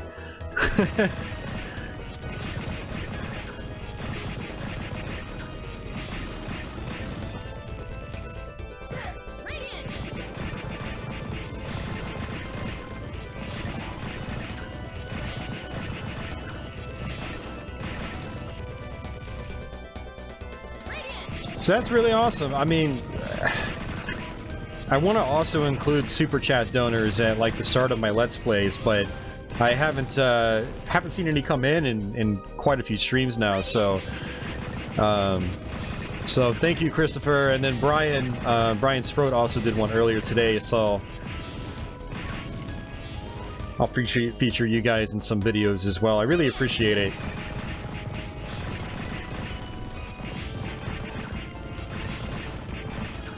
I'm terrible at thanking people, so I apologize for that. But I do really appreciate it.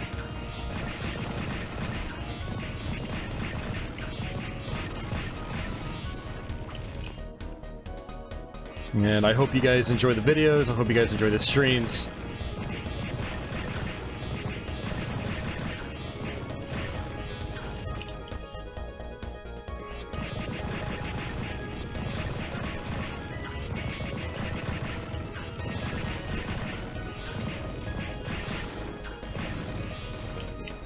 What we're going to do is we're going to level up this one last time, and then we're going to stop grinding out. We're going to continue on. But you can really see how fast you can level up here. So we were at 975. Let's see what we're at after this.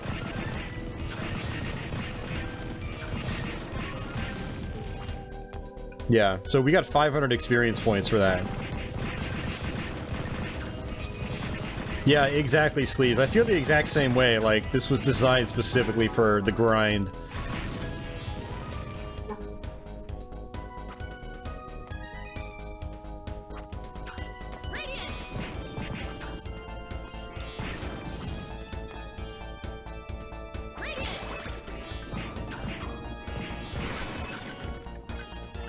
Alright, switch back over to that hammer. Yeah, that hammer's really powerful.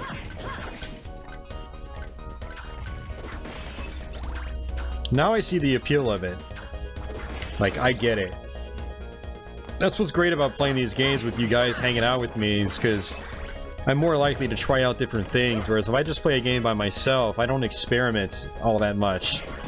I usually have a set strategy I use when I play games. And then I always just play the game the same way. But when I'm streaming, and you guys are talking to me about the games, I start experimenting more, which is really nice.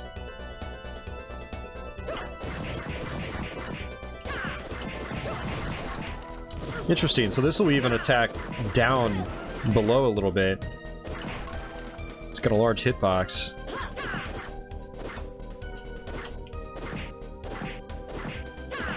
Yeah, so if you use your right arm, it'll actually go down a little bit. Interesting. I didn't know that. Uses that magic pretty heavily though.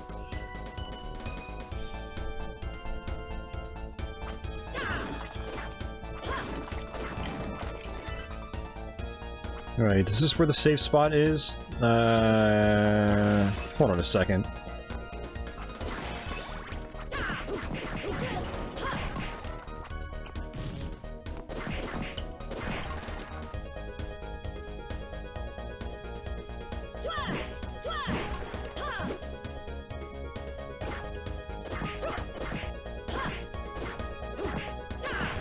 The status bar under chat was Christopher Margot actually made a large donation through Super Chat.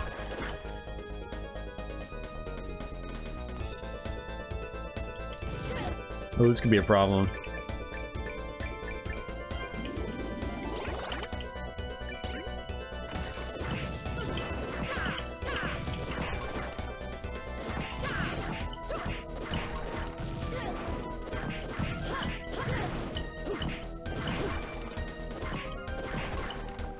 There we go. Get your minds out of the gutters, guys. Come on.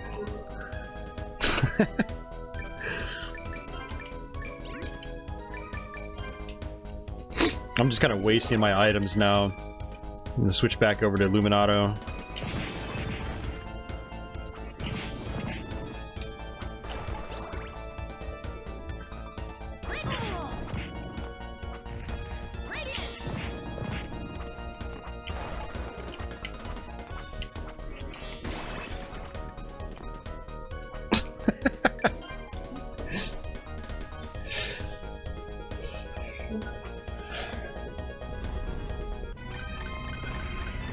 Who's into watching? I would guess about 32 people right now, apparently. That's about how many people we got watching at the moment.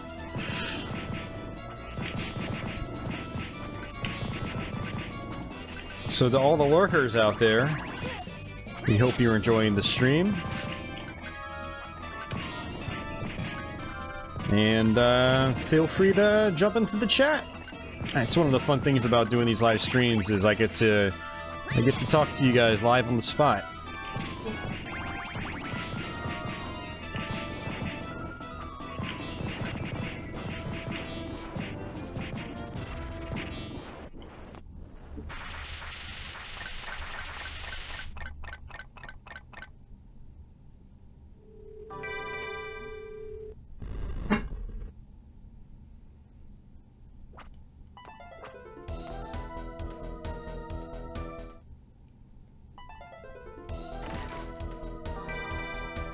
There we go, there's our double jump. Thank you.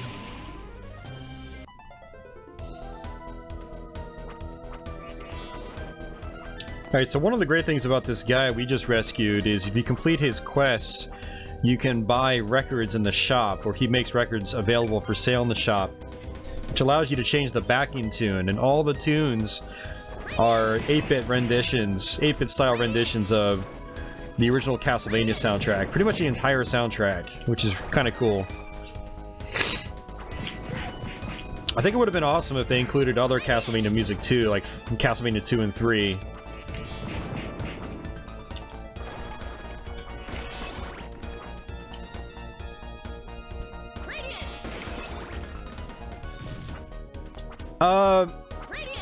In Encrypted Printer, I don't really own any of them anymore, if you know what I mean. Unless you're counting like the digital releases of like Radiant Silvergun and Ikaruga and stuff like that. But yeah, I could totally do a treasure-themed stream. I like the idea of that. The only problem with that is that I'd have to focus on like a specific platform, otherwise it would kind of be a pain to do, because you know, they got stuff on Saturn, PS1, N64, Genesis, and shuffling all those systems would be kind of cumbersome. But I could do like a treasure-themed stream on various different systems on different nights. So like one night I can do a Genesis treasure stream, another night I can do a Saturn treasure stream, and then I can do an N64 treasure stream, so that would give us Mission Fakers, Sin and Punishment, and Bangayo. If you kind of see what I'm getting at. Rebirth for Wii. Castlevania Rebirth, I like it a lot, Sinful. I didn't really care for it when I first played it, but it's grown on me the more I've played it over the years, particularly on stream.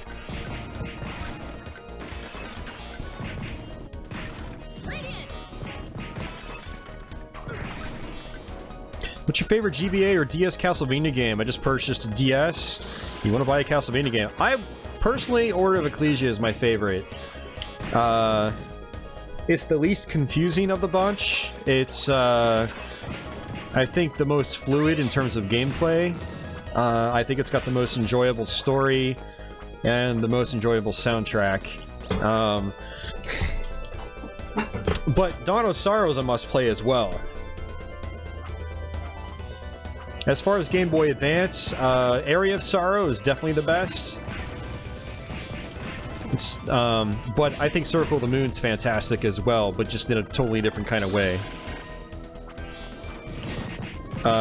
David, I am playing via Magic.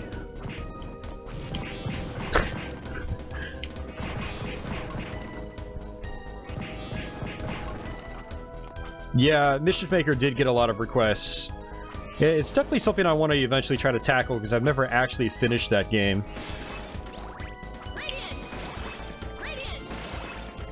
Back in the day, I remember playing it a lot, but getting to this part where you had the race, and just getting annihilated at it, and not being able to get past that. I was probably doing something wrong, but I gave up on the game after that.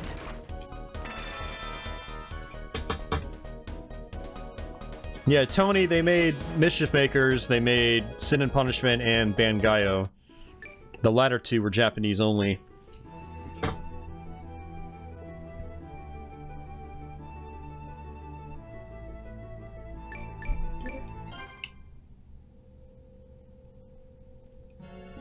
Yeah, Pop to Uno, Circle of the Moon is hard. It's like a legitimately hard game.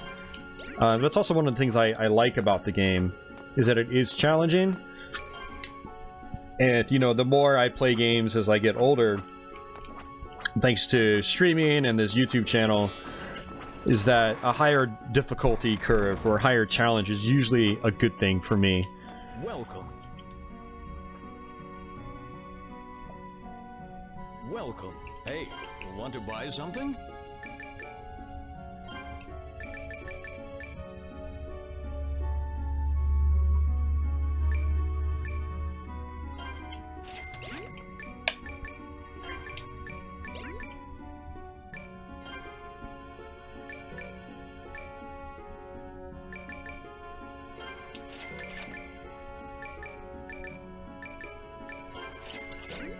Come back again. Alright, so we can double jump now, so what I should do is go back. Welcome. Hey, want to buy I don't want to sell my something? stuff right away when I don't need, just to get that money back. Again.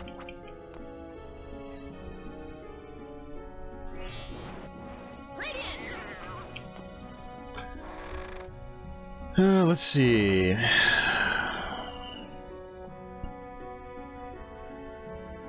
A Saturn treasure stream would be insane.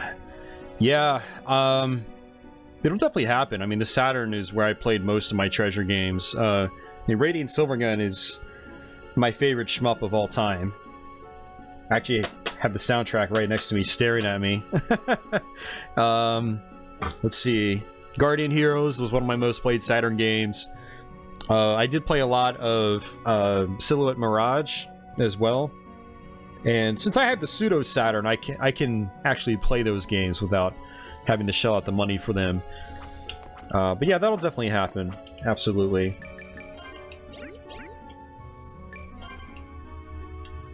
Alright, so this chick is here now as well. Hi. Hi.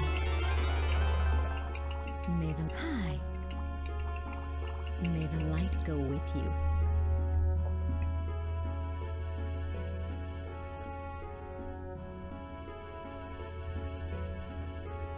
But yeah, Castlevania Adventure Rebirth, I think it's a really, really solid old school Castlevania game. Some of the things I didn't like about it back in the day was that they just regurgitated music from like Bloodlines. That was, you know, they took a lot of the music from Bloodlines. It would have been nice if there was new remixes of good day. the even more classic tunes, or if they just came up with a brand new soundtrack that was like as equally good as other Castlevania soundtracks.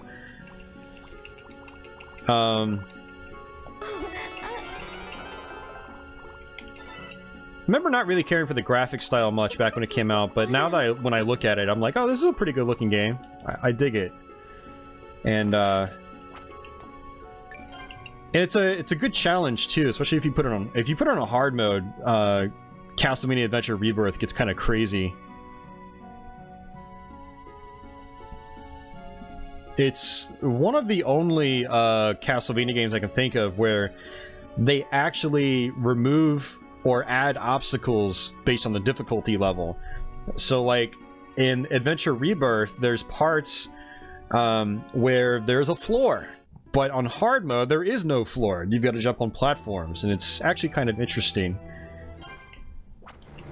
Oh, that's right, I was going to go back and do some other things. Hey, Mark! MT Shark.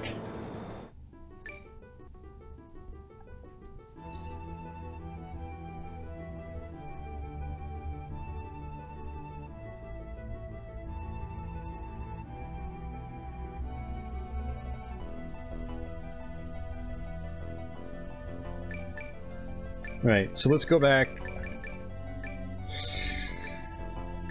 Actually, what we're going to do is we're going to come back here too, real quick.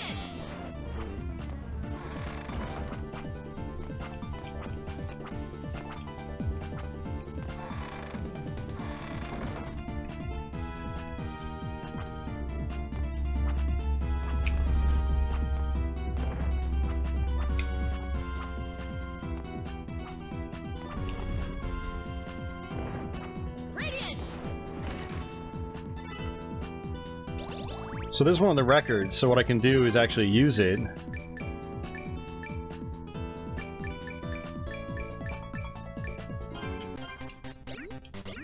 Oh look, the first one you get is the death stage in Castlevania 1. Hell yeah. Gonna get a copyright claim on this whole stream. Konami's gonna take all of my money. I can't rhyme worth a damn.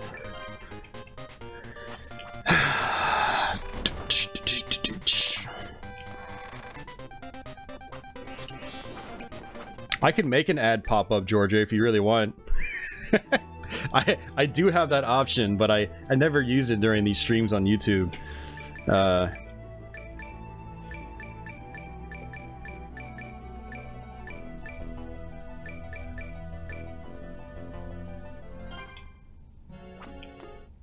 Actually, let's go back to here, the monastery.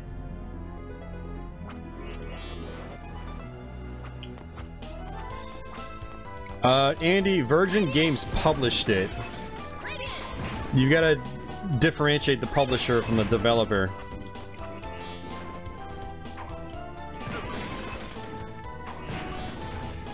Yeah, I don't remember Treasure making the NES version. I thought it was a different one. Or maybe it was one of those Japanese-only ones.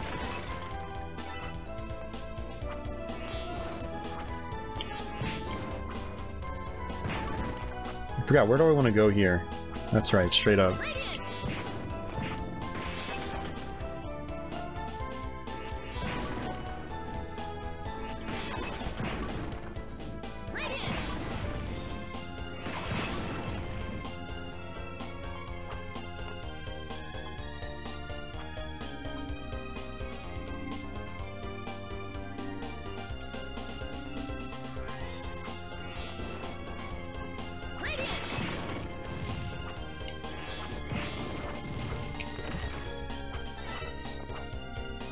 Oh yeah, I can actually come here too, and we might be able to get this this glyph, although it doesn't.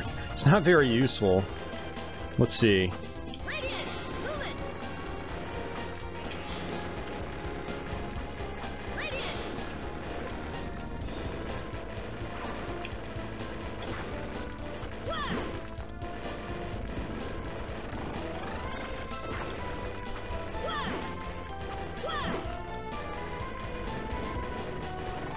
Yeah, I can't get it yet. I thought I could just use this one, but apparently not.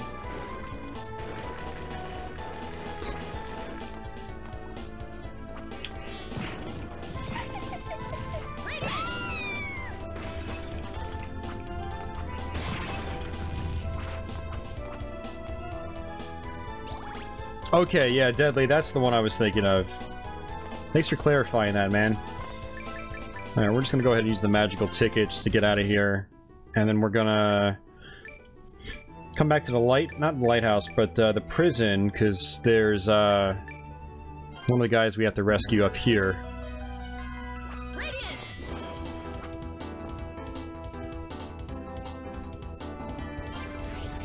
But yeah, my point does still stand though. Like when you're looking at like who made a game, you do need to look at the publisher and the developer, and sometimes certain places don't always list the developer.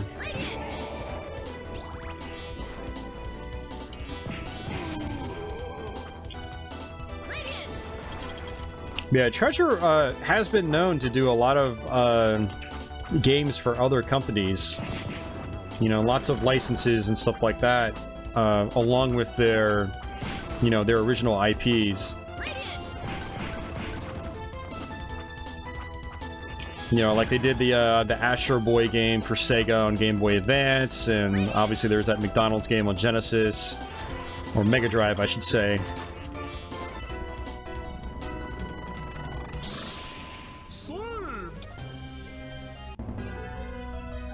Alright, I don't think there's... Oh, I'm missing... Huh. Let's actually fall back down. Completely missed a room, apparently.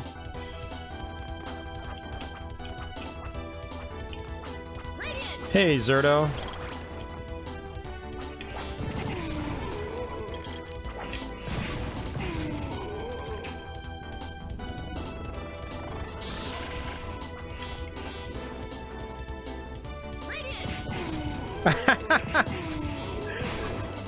Well, Sleeves, it's also, you can also look at it as the publisher is responsible for actually paying for the project, so...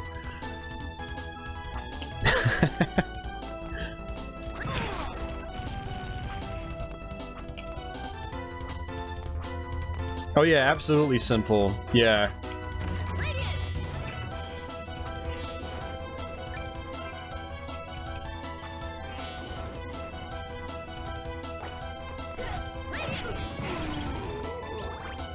There's a money bag.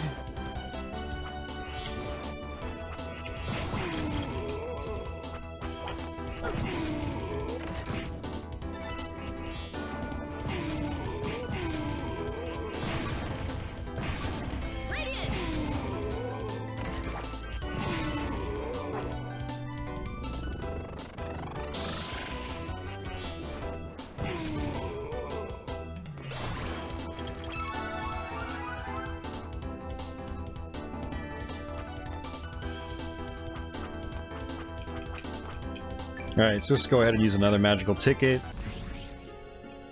Get some hearts back.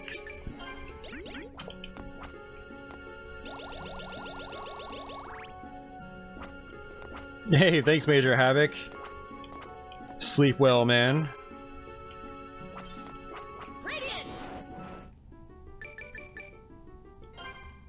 Alright, so this is where we have to go now.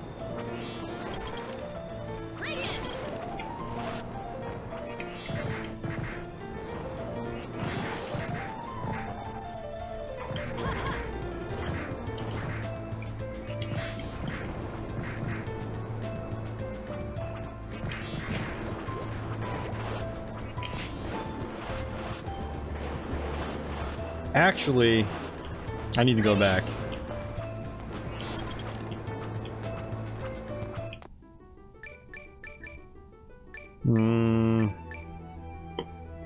Crap, where is it? I don't remember now. Maybe it's here.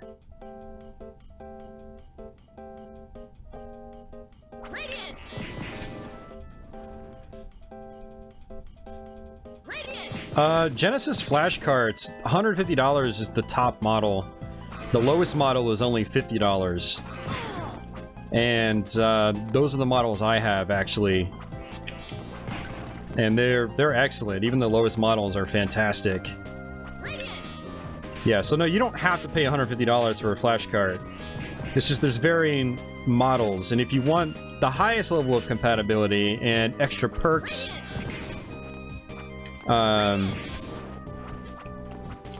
you can pay up really high for those, but you don't need that.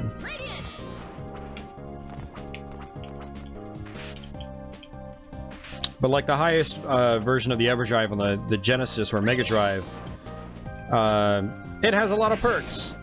Does it do save states, guys? I don't remember.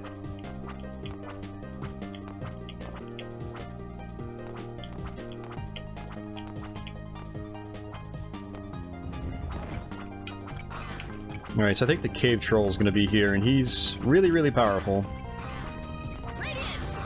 Actually, no, it's a couple screens over. Yeah, so I mean, the X7 is the highest priced one. You don't need to buy that. So, like Georgia or Miku, if you guys ever look into those, you can get them cheap.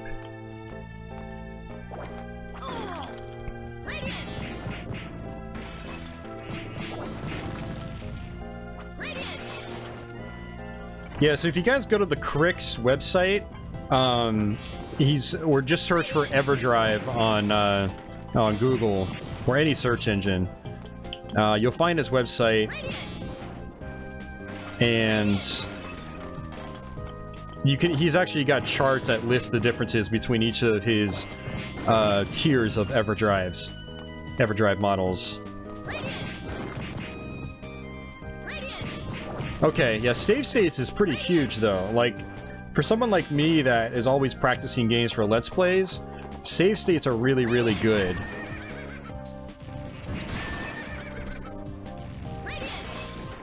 You could bet your asses I definitely could have used those save states when I was practicing X-Men 2 last year.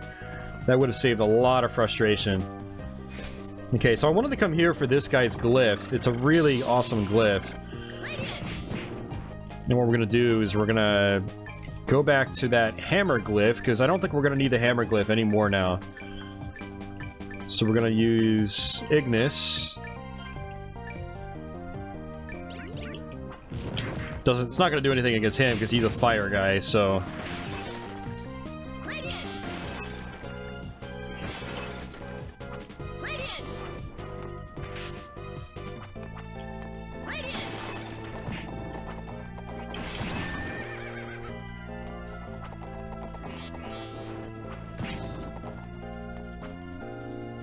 Alright, so there's a couple parts of the game, too, where...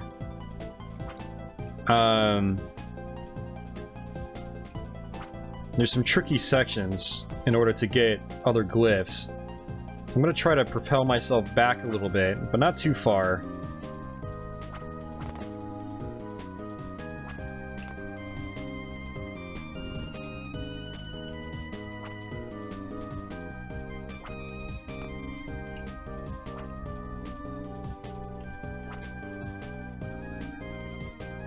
Pop 2 Uno, as far as I'm aware, the SNES Classic has not been made available for pre-order in North America. So I think the answer for most people would be no at this moment. In the United States, I mean.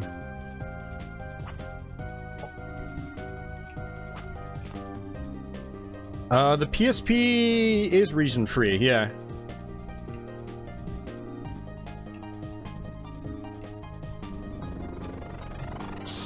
Got it.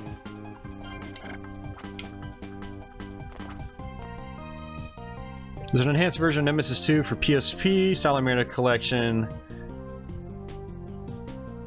Oh yeah, those are good collections, yeah. I've got the Gradius Collection on PSP. I also had the Salamander Collection about 5 or 6 years ago. That was a really solid collection.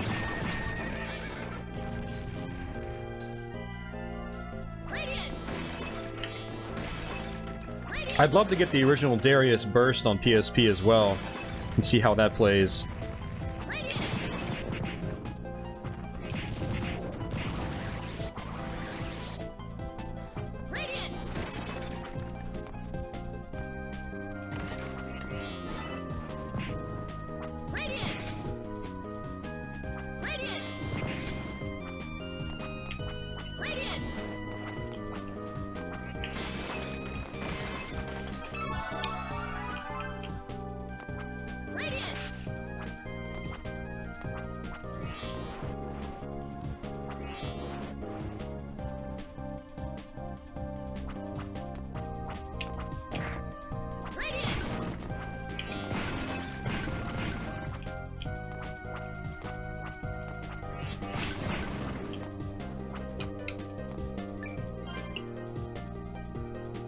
Can you get on the nightmare horses and ride them? I have no idea, Tony.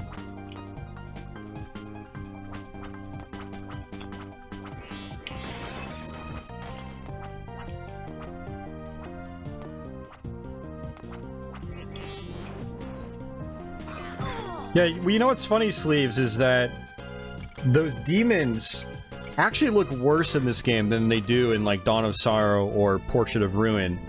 That's one of the downsides to Order of Ecclesia. Like, everything looks great in this game except for those demons that just come in out of nowhere and they use the glyphs. It's one thing that's always kind of weirded me out about this game. Alright, so now we've got the Ignis glyph. We're going to be using this for a long time. You can see it's just really powerful.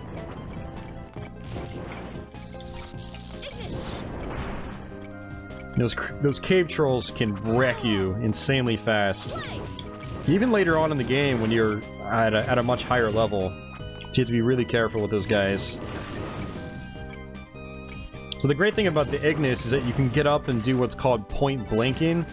It's where if you ever have like a spread shot or something like that, you get up and all the projectiles hit the enemies. I just did 3 hits for 1 attack, basically. Hey, Jeff, what's going on, man? Boston Market. How are you doing, man? It's been a while since I've seen you here, dude. Hope all is well. Say goodbye to attack variety. Yeah, I mean, we're pretty much just gonna use this endlessly for a while.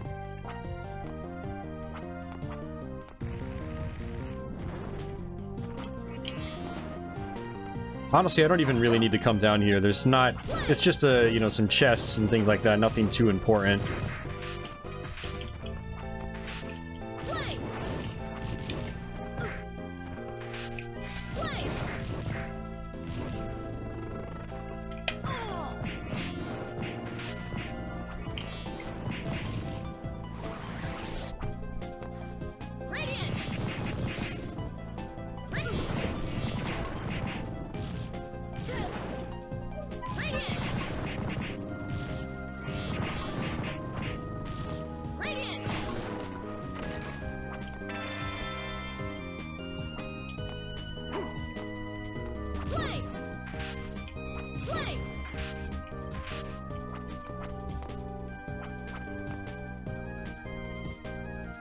Chilling and getting work done at home. Your streams are always solid, but unintrusive entertainment. Why, thank you. Flames. Flames. Flames.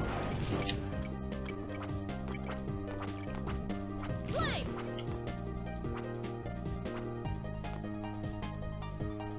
Flames. Let's just say it's magic, guys. And if I had a capture kit, I'd probably be a little more upfront about it, if you know what I mean. Wink, wink.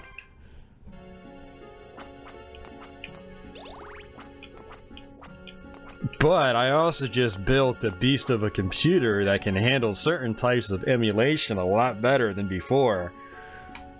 Just saying. Wink, wink.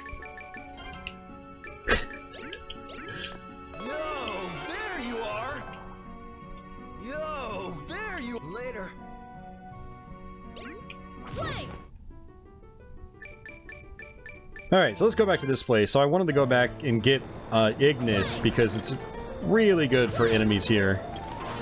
I was attacking these guys, I was like, why is it taking so long to kill them? So that's why Ignis is really awesome.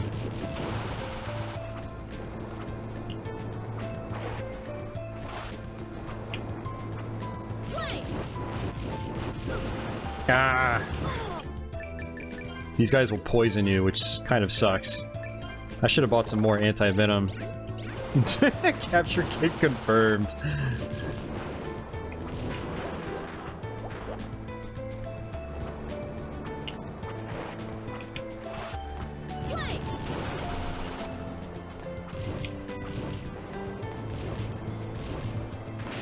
Holy crap, guys! You guys are spoiling me.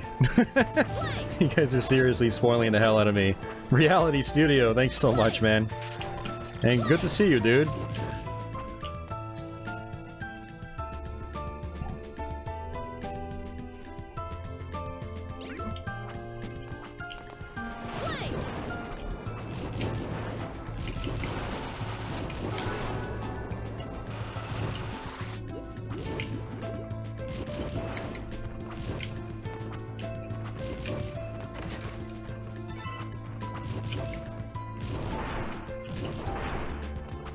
Everyone give a hand to Reality Studio right now.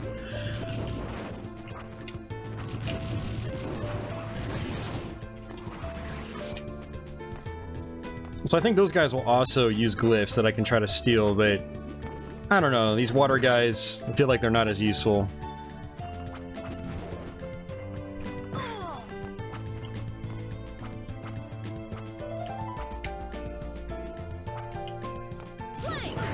Yeah, Mario Odyssey does look pretty cool. Oh, I did it again. I will probably end up buying that when it comes out.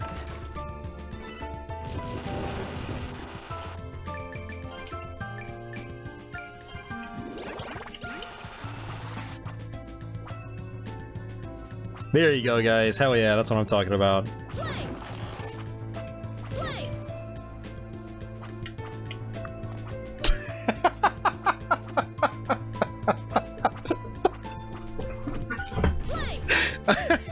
Jeff, man. Hold on. I need to screen cap that one.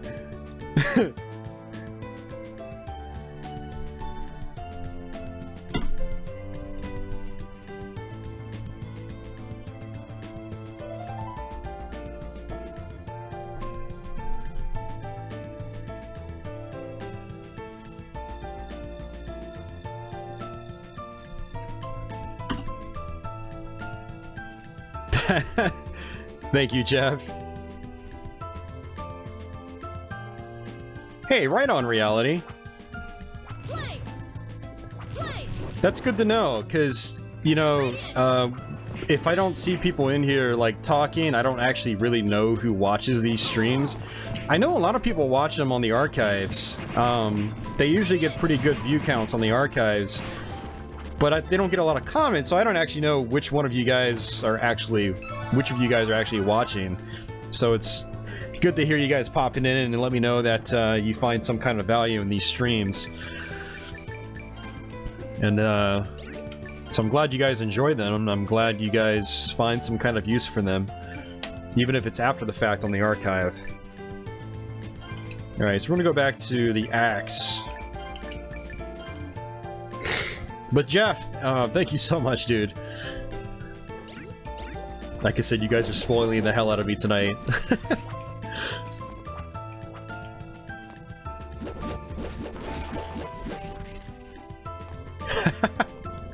Just simply dress as a shambler for a furry convention.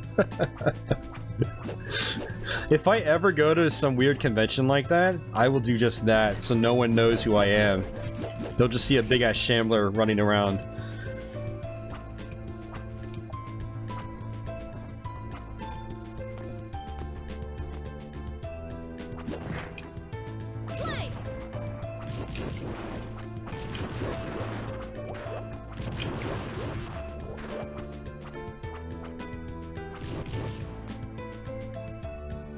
I've seen a little 3-foot-tall cartoon proportion Mario interacting with regular proportion, not cartoony humans. Reminds me too much of Sonic 06. Oh yeah.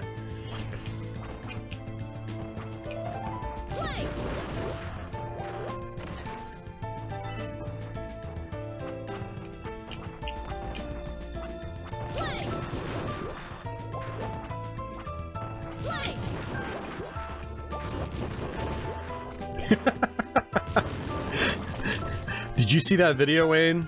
Doom Guy and his pet cacodemon? I posted it to my Facebook page yesterday. I just stumbled upon it. Very much. Gerard! Awesome, good to see someone else out there that digs this game. Yeah, no problem. I'm glad you're enjoying it. Flames. Flames. Flames. Flames. Destiny 2 like all the cool kids? Probably not. Probably not. I think it's a safe bet that I probably won't play Destiny 2. What's kind of funny is that I actually owned the first Destiny when it was like still a $60 game. When I bought my second Xbox One, they had buy two get one free running on it. And this was when Sunset Overdrive came out. I really wanted to get another Xbox One because of that game. So I picked up Sunset Overdrive, and then I saw Halo the Master Chief Collection was available. So I got those, but then, you know, I got it from Target, and so they were running a buy two get one free deal, and I was like, well, what's the third game gonna be? And I was like, alright, well, Destiny. It's made by Bungie, it'll probably be good. And I never played it. I never even installed it. And then I traded it in for like... I probably ended up trading it in while it was still worth like 30 bucks. Oh my god, Sleeves, man! Thank you, Sleeves! Everyone give Sleeves, Jeff, and Reality Studios. Give them some props.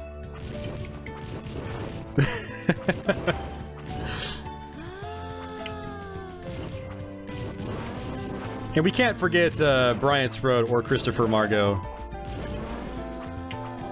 from earlier.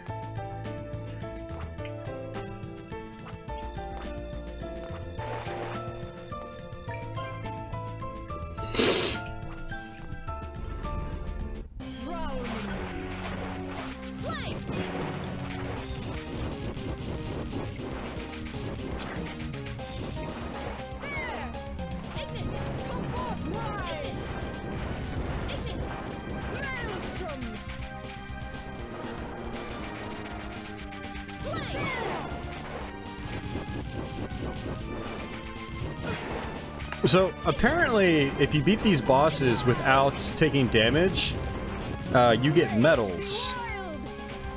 And so, one thing I want to do sometime is try to go through this game and try to get all the medals on each of the bosses. I've never tried doing that before. Oh my god, Tony! Tony Hayden!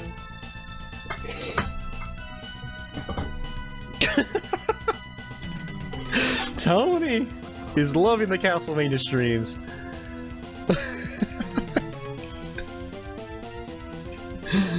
Oh, you guys are killing me here.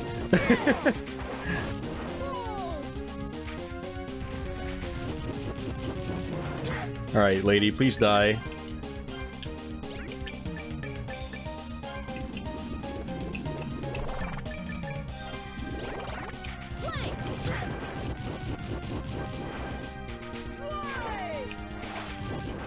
There we go.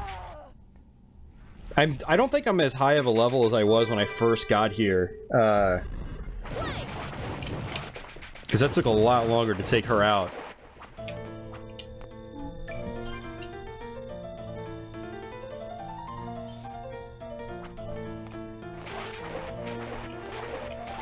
It is out of control tonight. Like, holy crap.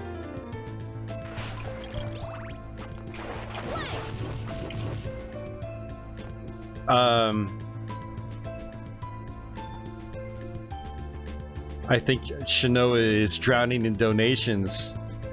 So much so that the entire world around her has disappeared.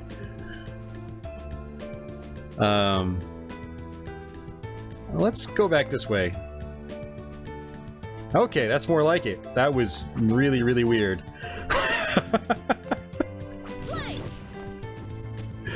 That was really, really weird.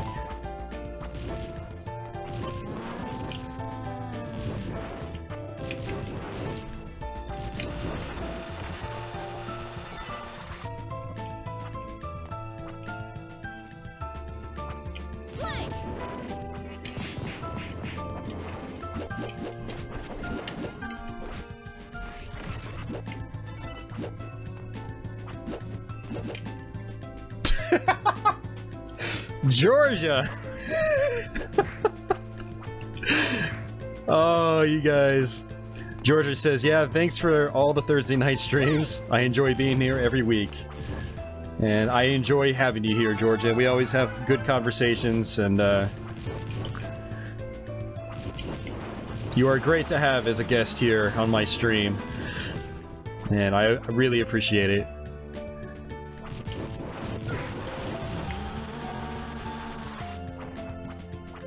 Hey Leonardo, not much is up. We're just playing some Castlevania Order of Ecclesia. And having a good time with it.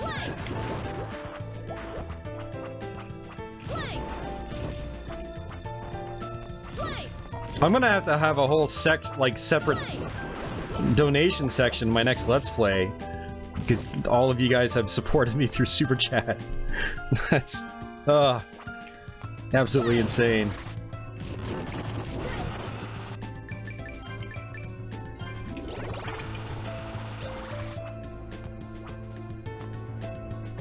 Chatted some time ago about ghouls and ghosts.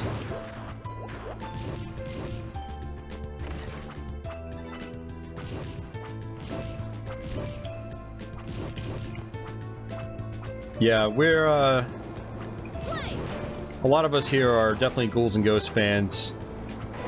And I might actually try to do a Let's Play of Super Ghouls and Ghosts for October. Thank you, Tony. Thank you.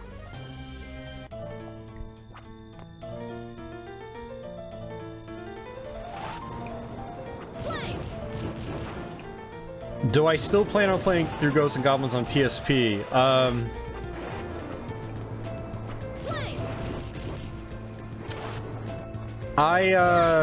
You know, I think actually our conversation, and I honestly don't even remember how our conversation went. I've done so many streams since then, but I actually fired up. I think it must have been our conversation, because there was a period like a month or two ago where I was playing Ghouls and Ghosts on PSP a lot, getting my ass handed to me pretty hard, but I did fire it back up. So, you know, there is going to be a time where I'm going to focus on streaming it, and I hope to eventually beat that game, but it's just not on the plate right now. I've got other stuff I need to do, but it is going to hopefully eventually happen.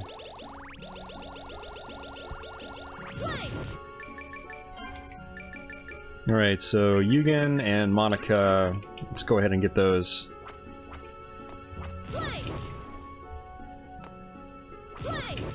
Nice, Sinful. The Genesis Ghouls and Ghosts first Let's Play. A lot of people found me through the Super Graphics Let's Play, which is pretty cool.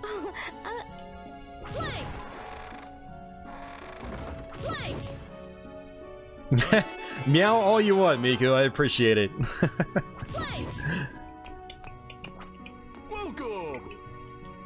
Yeah, so like I said, I'm pretty much just skipping through like all the story stuff so we can progress at the actual game itself more. But then the level 1 challenge on this game. Are you talking, is that hard mode or is it like, is it expert mode? I don't remember. Is there an expert mode? But yeah, I did actually try it, and it's I'll be counting on you again. It's ridiculous, honestly. Yeah, the level 1 challenge is it's ridiculous.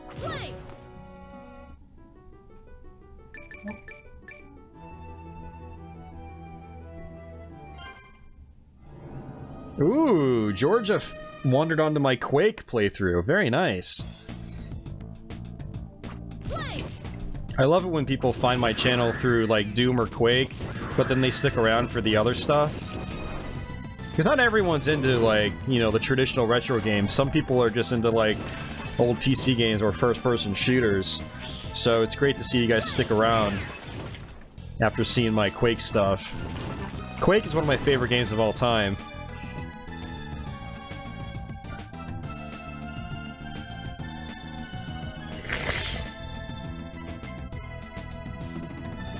Oh yeah, yeah, I remember that, Leonardo. Yeah, I'm aware of the Japanese version, the Japanese upgraded version or re-release version of Ultimate Ghosts and Goblins. And I've wanted to pick it up, but it seems like it's gone up in price in recent years, and so I probably won't snag it. I don't know, I've got to check what the current price is, and maybe I can spring for it sometime, I don't know.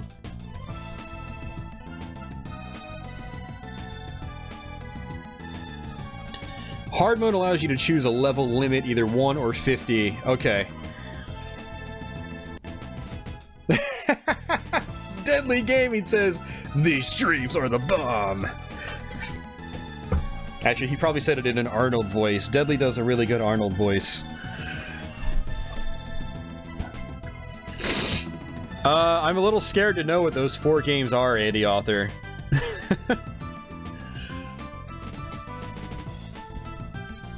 The training hall or the large cavern? I think the large cavern is much more challenging. The training hall is more of like tricky platforming, so that's not as bad for me. But the large cavern is just constant fighting, and those guys dish out the damage like crazy. Shining Dahlia? Yeah, I do these live streams every Thursday at 9 p.m. Eastern Time. You know, the games I play, they change every week. Oh, thank goodness. And, I thought it would be nice to play Order of Ecclesia, because I played it on Twitch last weekend. Super meow for Miku! And so I figured I could try to run through it on YouTube. I'm not going to be able to do a Let's Play on this game because of its length. But doing a live stream of it kind of will take the place of a potential Let's Play for this game.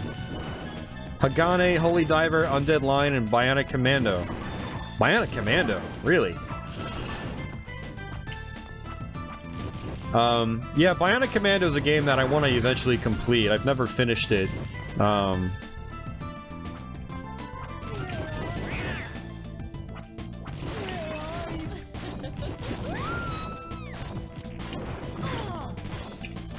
And they silence me, so I'm out of magic points now.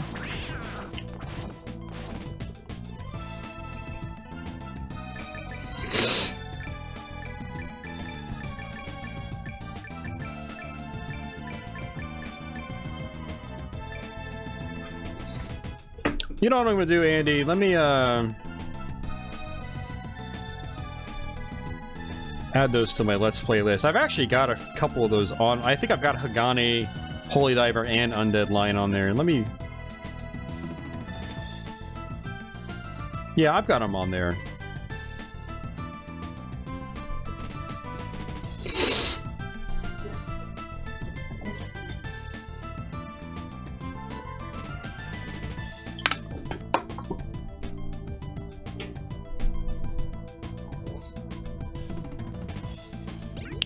What do I have to say about the Bloodstained game?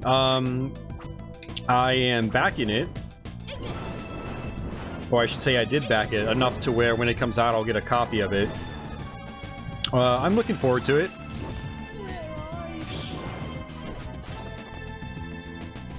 Definitely looking forward to it.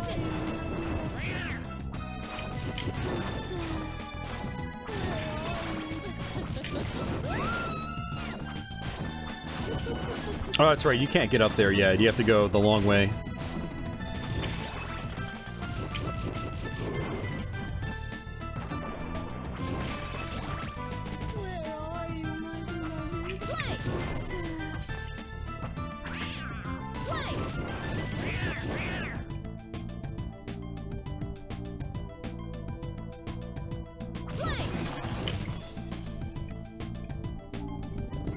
This is going to be a more powerful sword glyph, I think. Yep.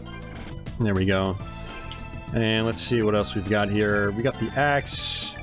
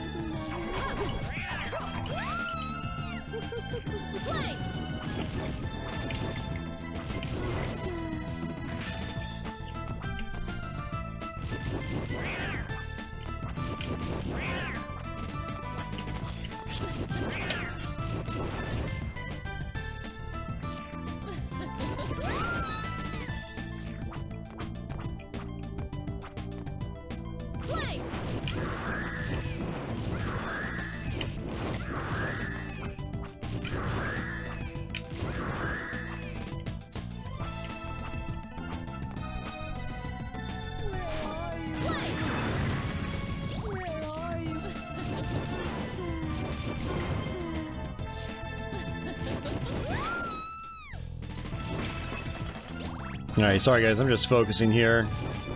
I don't want to get hit by these guys because they will silence me, which means I can't use my my magic points.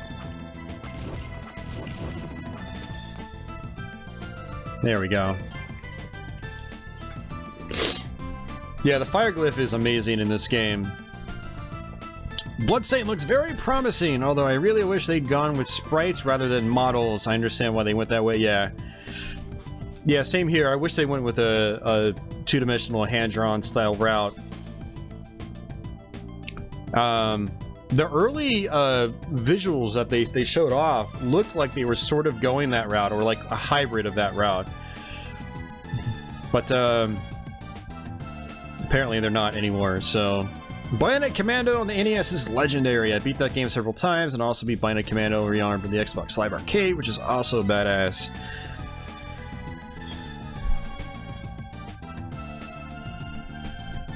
Bloodstained dropped the stamina system of this game. Yeah, Bloodstained's probably going back to more like the Dawn of Sorrow route, right?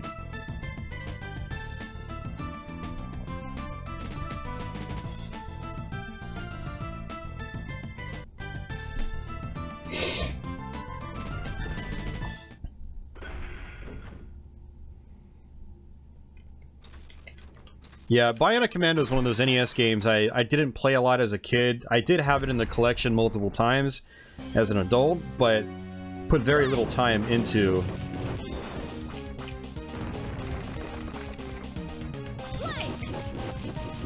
So it's one of those games that I'm gonna, you know, focus on playing on stream, and then once I do that, you guys will see a Let's Play of it.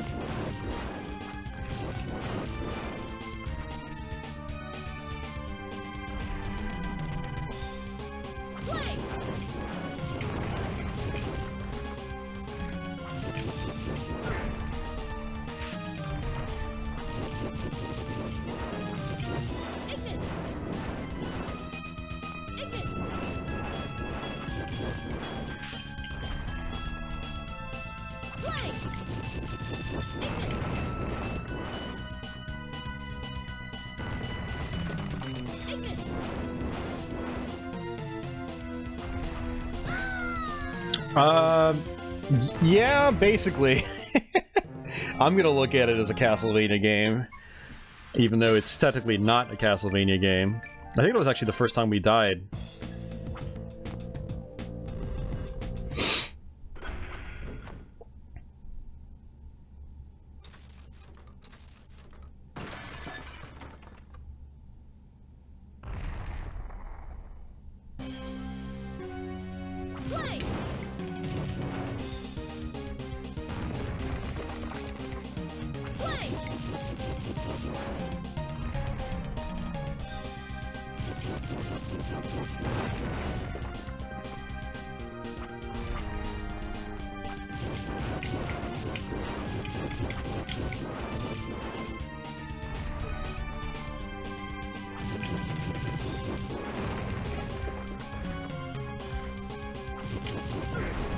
Oops.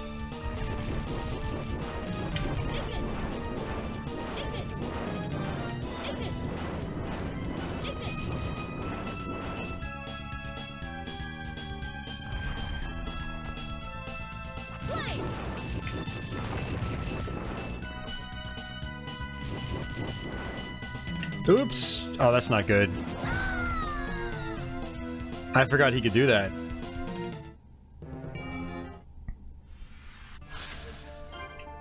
Yeah, bosses in particular in this game can be very, very dangerous, but that's where knowing the patterns comes into play. Hey, video game obsession, what's going on? Long time no see.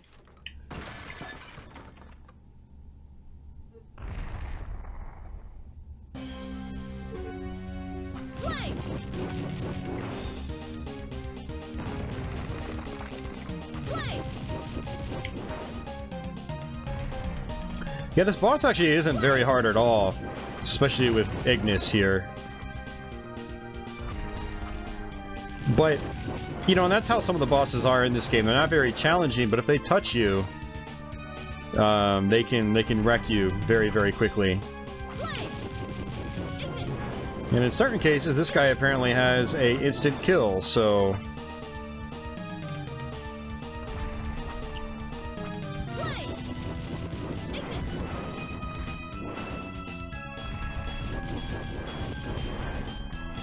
Hey, Valgauder, what's going on, dude?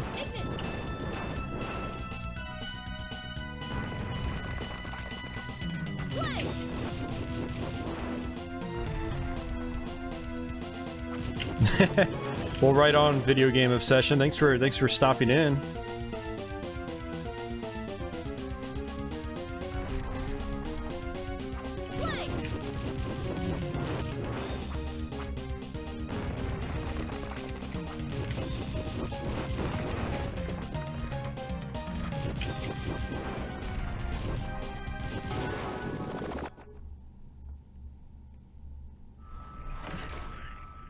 Hey, secret treasure chest. Goliath medal.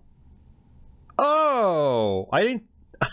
It's a good thing we died. I just got a medal for that. That's my first medal. I was like, I've never seen a chest at a boss fight before. Flames. Yeah, it was a good thing we died. Never thought I'd see that.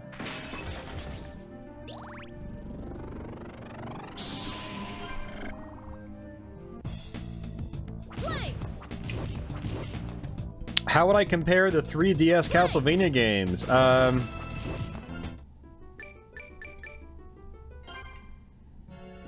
They're all fairly different from one another in different ways. Portrait and Dawn of Sorrow, I think, are more similar to one another than Ecclesia is to either of those. And so Ecclesia is definitely the most unique on the system. Or, yeah, on the DS, when it comes to DS-Vanias.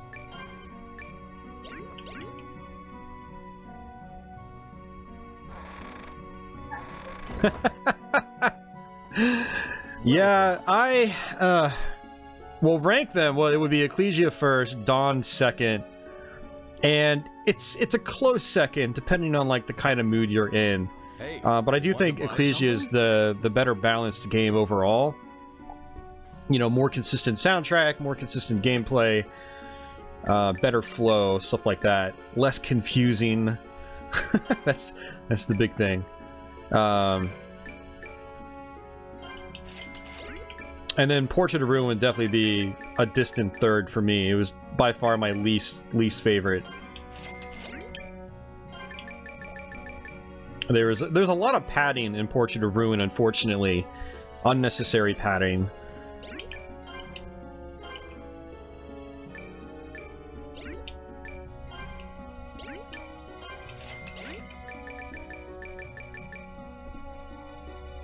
I also wasn't a big fan of how Jonathan played.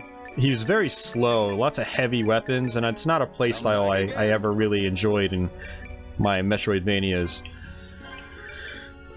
Alright, so we're gonna equip this, and we're going to equip this. The bickering between the two characters in that game is also kind of annoying too. They're like kids, and I don't know. A lot of the story in that game just kind of came off as I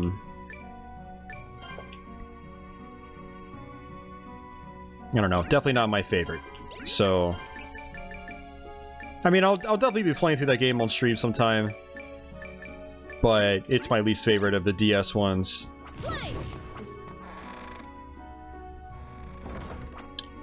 Yeah, Dawn was easy for me in terms of, like, boss fights and things like that, but it was the most difficult for me in terms of actually figuring out where the hell I was supposed to go. That was the big issue with Dawn of Sorrow, but once you know what you're doing, it's a really fun game. I really like that you can level up your souls in that game, so there's a reason to try to go and pick up souls multiple times, and that gets addictive. So...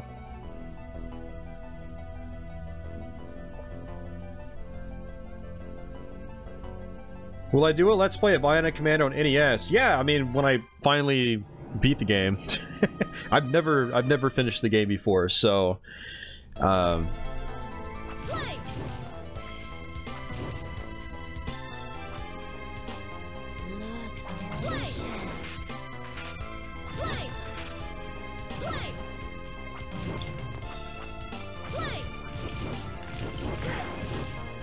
Alright, I might actually have to go back and buy...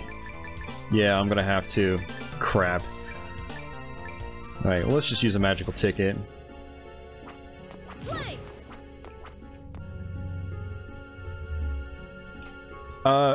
Mirror of Fate. I mean, it's a 2D Lords of Shadow game. I was not very engaged by that game. Want to buy something? Not to say you guys shouldn't give it a try, but I wasn't really feeling it personally.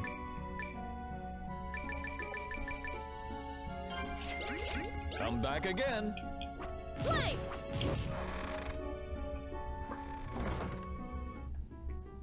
Yeah, a couple of us were actually talking about Mirror of Fate earlier in the stream.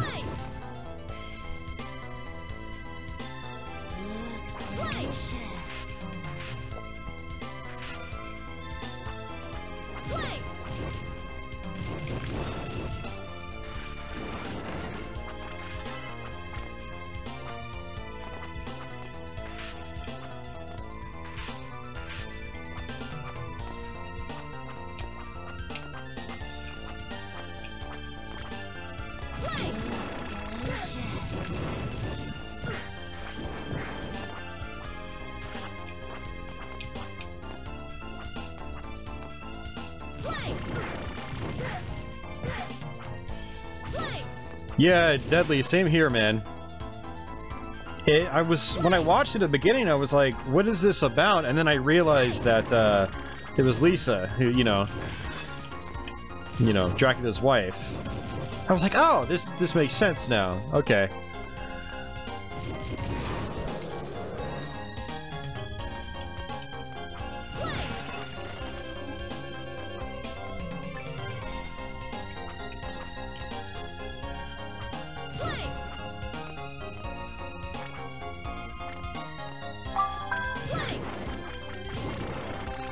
Yeah, I definitely did not dislike the soundtrack in the Netflix Castlevania. I thought it fit it perfectly, actually. That said, there weren't really any noticeable Castlevania tunes. So... And maybe that'll be rectified, since the series was apparently renewed for a full, like, legit season. With... From what someone was saying in my chat last week, with full-length episodes. Not, like, you know, 23-minute, like, mini-sodes.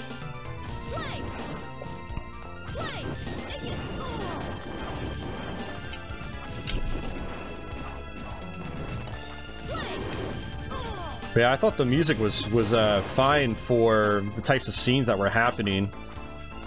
Like in the beginning, when the whole village is like massacred, I thought, you know, what was going on in the background was perfect. But the big downside to the soundtrack is there's really no recognizable Castlevania music. I mean, it would be a no-brainer to include some old Castlevania tunes.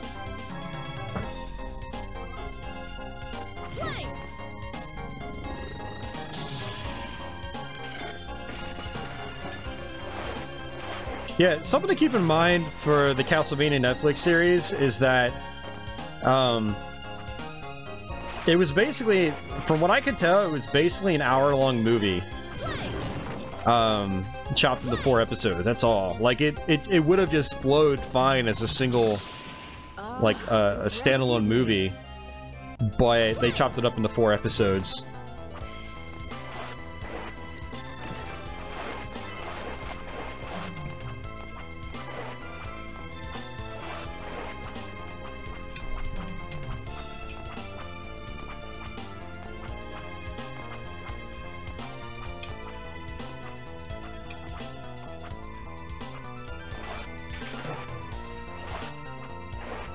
There we go. Alright, let's... Oh, look at that. Treasure chest. Lover's Ring. Wonder what that does. I don't think I got that the last time I played this.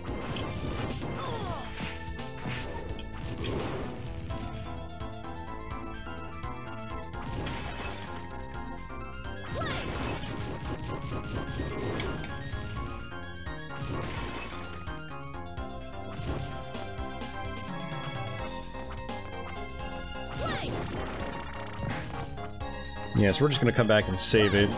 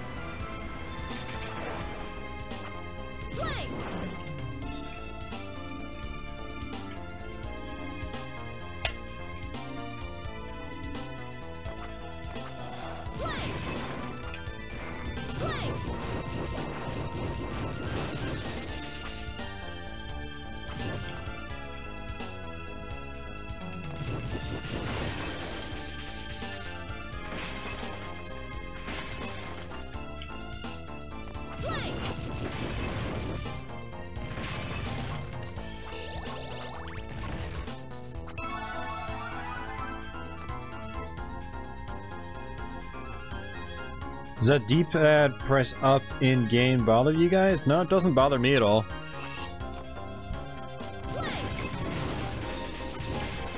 I am okay with it.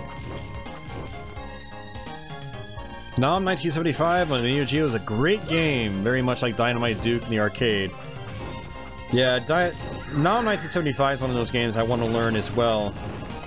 When next time I get into a Neo Geo CD kick, it's one of those games I'm going to have to fire up and spend some time with.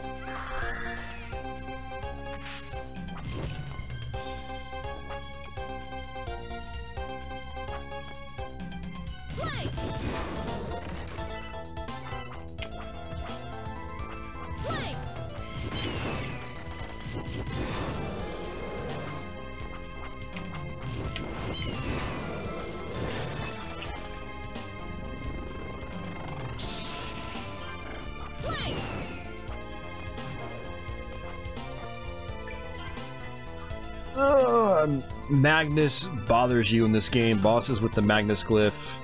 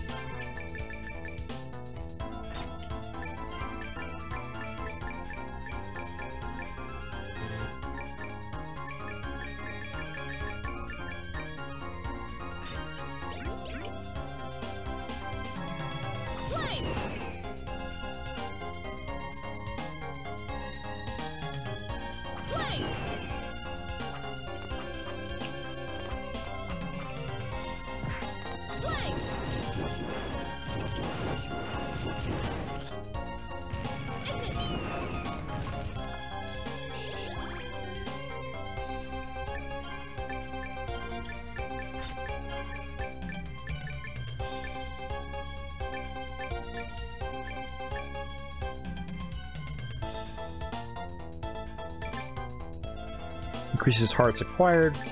Blow ring, I like that. Lowers luck though.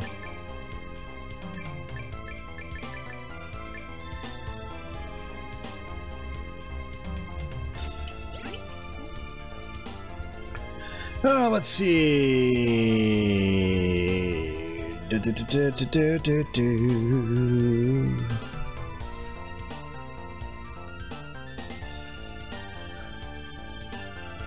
I am, yeah, if you guys are talking about the Metroid, I'm definitely more cautious than optimistic.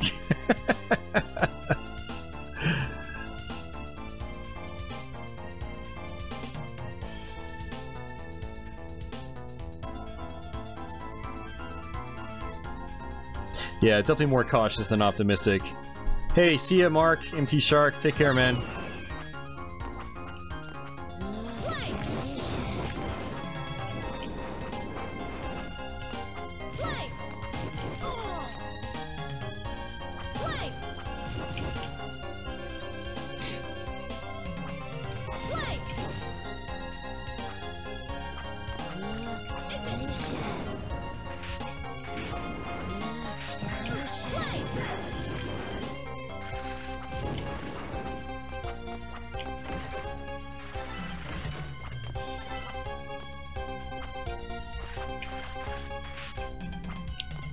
Magnus glyph with Redire has got to be the best platforming inclusion in Metroidvania.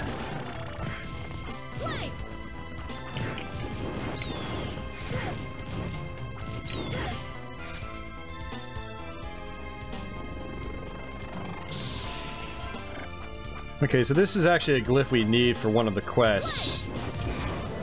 I mean, I'm not really trying to intentionally do the quests, but for some of the characters, it makes sense to just do them because they're so easy, quick and easy to do. And look, another glyph we can steal. Let's see if he lets us.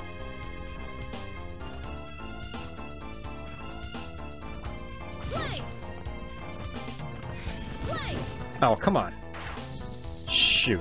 Stupid bird, you got on my way.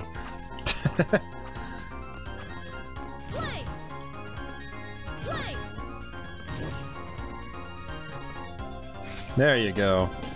Good demon.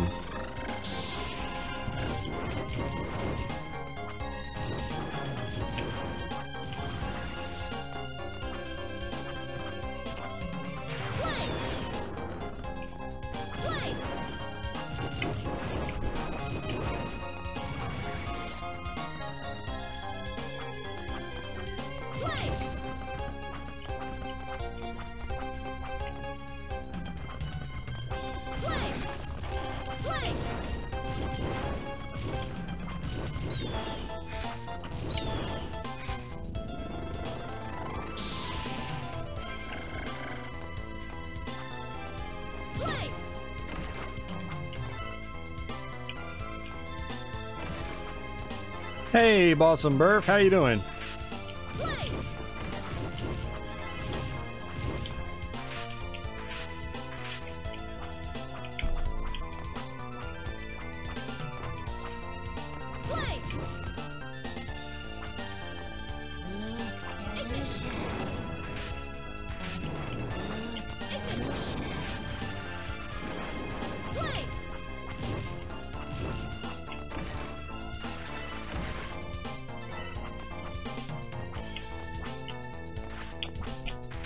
Yeah, you know what's funny? I actually picked up Final Fantasy VII on PS1 last week. I'm not usually the biggest, you know, hardcore fan of RPGs, but there are some RPGs that were mega popular that I never gave the time of day, and Final Fantasy VII was one of them. And so I snagged a copy last week when I was up at Starland, and so one of these years, I'll get around to actually playing through that game all the way. It's funny you guys are talking about Final Fantasy VII. I'm playing one of your favorite games in the series. Awesome, man.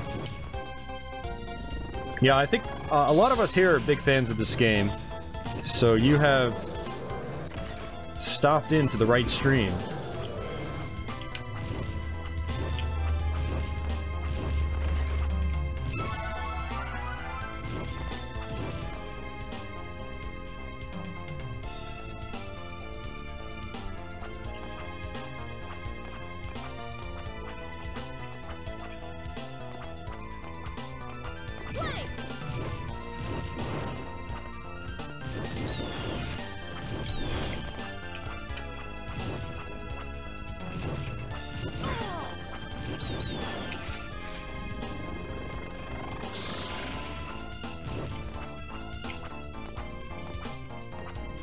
You need to play this one, Georgia.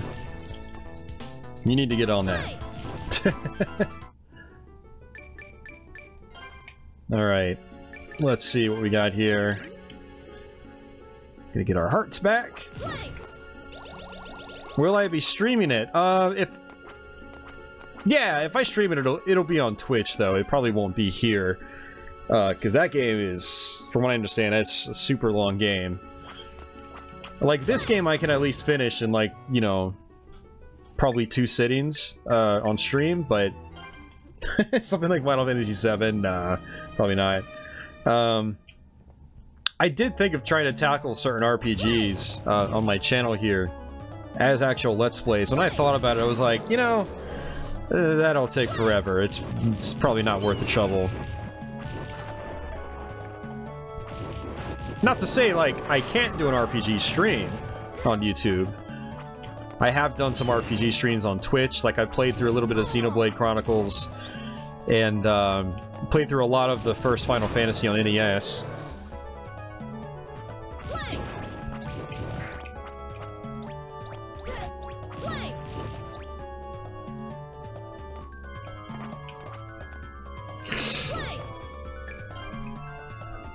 Yeah, so for me, Final Fantasy, I played RPGs when I was younger. I had a lot more time for them. That's my big excuse for not playing a lot of RPGs anymore. You know, I played the first Dragon Warrior on the NES. I finished that game repeatedly. Played Dragon Warrior 2. Played tons of the first Final Fantasy. Final Fantasy 2 on Super Nintendo. And then Final Fantasy 3. So 4 and 6. Played the living hell out of those games. Those were a big part of my childhood. And there's some action RPGs, like Secret of Mana. That's another big one from my childhood. And then it was around the PlayStation and Saturn era I kind of started to fall out of the genre. I mean, I bought a few, but I usually just never played them. Or I played them for like an hour or two and then I gave up. That was at the time in my life where I started having money of my own, and I started buying lots of video games all the time. And then my taste started to veer more towards action and arcade style games, lots of shmups. I mean, I'd always loved those games, you know. I'd always played a wide variety of games, but it was the late 90s in particular where my tastes moved more towards the action and arcade style stuff. And so I didn't play as many RPGs. I played through Dragon Force on Saturn. I'm trying to think of other RPGs I might have actually finished in the late 90s. And actually, I can't really think of any. From the late 90s on, I can't really think of many RPGs I actually finished. And a lot of the RPGs I played later on were just remakes of earlier ones. So, like, I played through Final Fantasy 1 and 4 on PSP. And then I played... Sorry, I'm trying to think here. Like, what else did I play? I played, God, I really didn't finish many RPGs. I mean, some action RPGs on PC, but I don't really classify those in the same league. You know, stuff like Diablo and whatnot.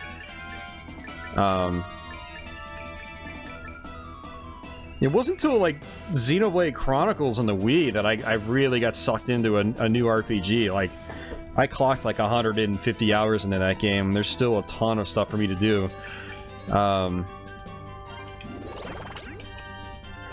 So my interest in the genre has peaked a little bit, you know, since those old days. Especially now that I'm streaming.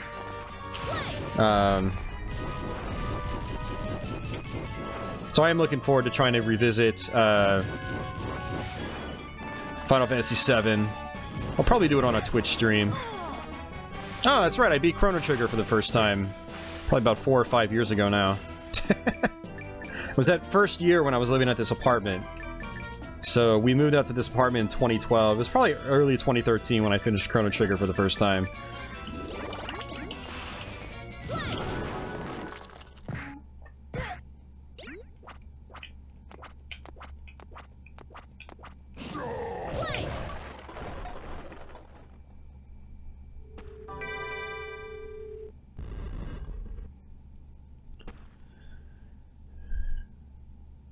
Looks like a lot of people enjoy 6 the most.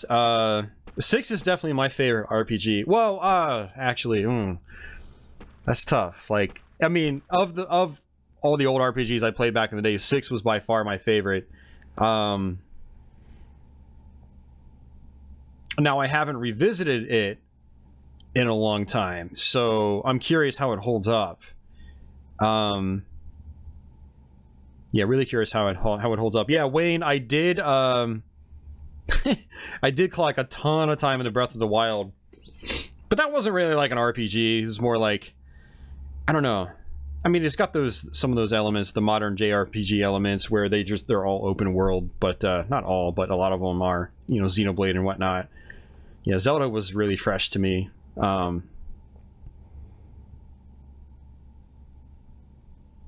Let's see. Did I ever play through Panzer Dragoon Saga? I played a little bit of Panzer Dragoon Saga, and I really liked it, but unfortunately, when I actually owned it back in the day, I didn't really clock enough time into it. My brother played the hell out of it, though, so... let's see... Yeah, I actually do have Chrono Cross here as well. I picked it up not too long ago, because it's relatively cheap, and, you know, I heard a lot of people... said a lot of good things about that game, so, you know, RPGs are not on, like, you know, the top of my to-do list, but they are there when I'm not backlogged, or, sorry, RPGs for me are good to sit down with when I don't have a lot to do, you know, like, I'm behind on my Let's Play schedule right now, so I have 0 Let's Plays ready now. So, like, playing an RPG would be a bad idea right now, because I've got other things I need to take care of. But when I have, like, 5 or 6 Let's Plays in the pipe, like, already recorded and ready to go, that's when I'm more likely to bust out, like, an RPG. And, yeah.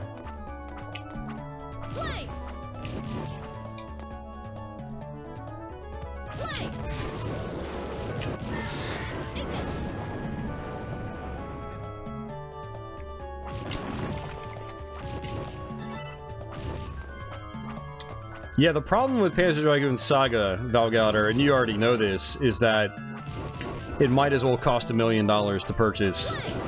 I mean, I think the last time I checked, it was like $600 and actually selling on eBay. So, Panzer Dragoon Saga is not looking likely unless I get really drunk and charge it to a credit card or something. It's one of those few games you can't use on a pseudo-Saturn either, because, like, the disc swapping doesn't work, so you can't actually go through the whole game if you copy it and use it on a pseudo-Saturn.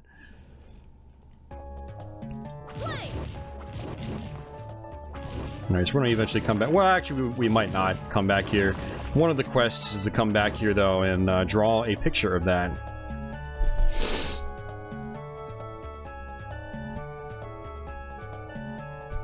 Actually, you know, what I can do is, instead of going all the way back... Going all the way back is good. I usually like to take the long way, because you build experience, you know.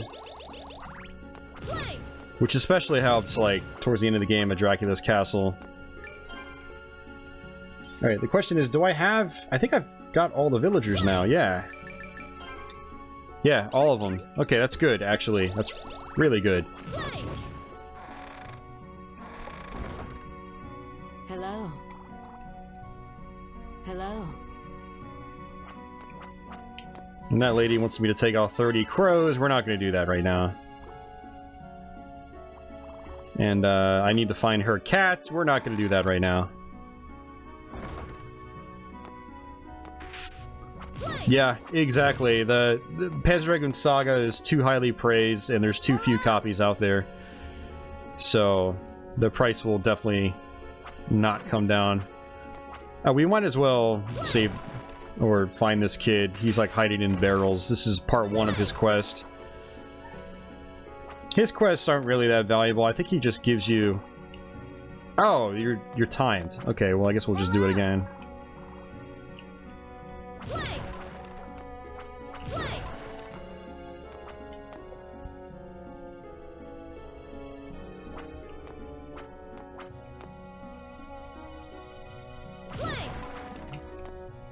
There we go. Yeah, red drops. I mean, these things aren't really all that useful. They have a purpose, but it's not my go-to items.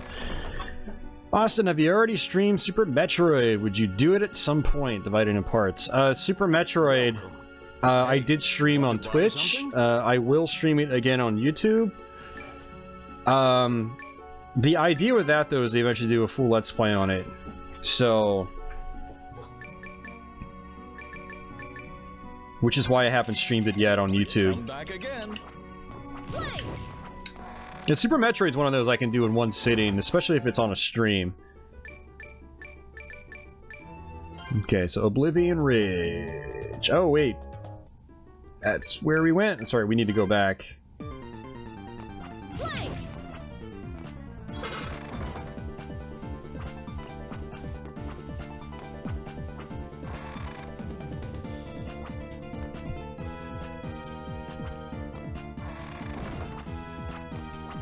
Galarians for the PS1. Yeah, I played a little bit of Galarians, and then Galarians Ash on PS2.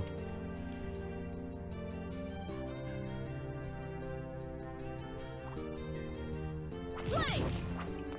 Alright, so now the next place should open up.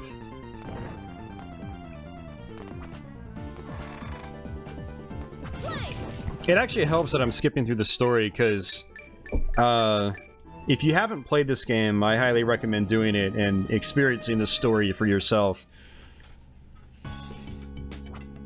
Flames. Flames. So this guy is actually one of the photos we can get. Let me go ahead and just take a picture of him. I don't think that's going to be good enough. So there are some quests that I might as well just do. Yeah, not a good photo. Alright, come on.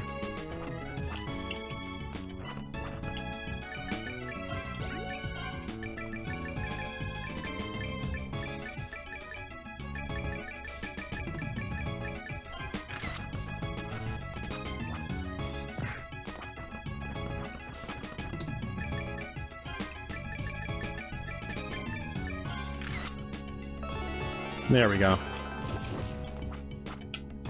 Flames.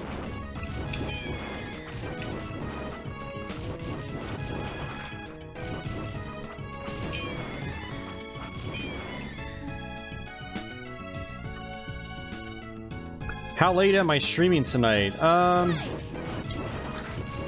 It's a good question. I was only going to do 3 or 4 hours on YouTube. And then I was going to go over to Twitch and stream some other random stuff. My less family-friendly side of things.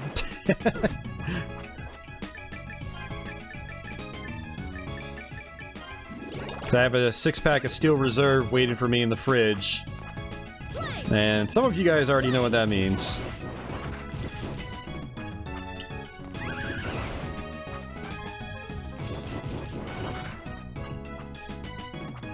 Oh, geez, Leonardo. Yeah, sorry to hear that.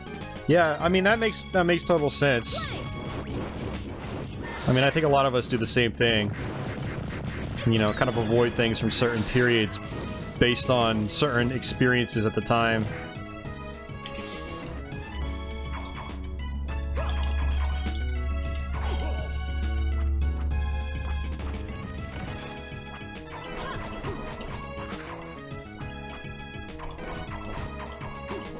Oh wow, you're going for a complete PS1 collection. That's one hefty goal, man. One lofty goal.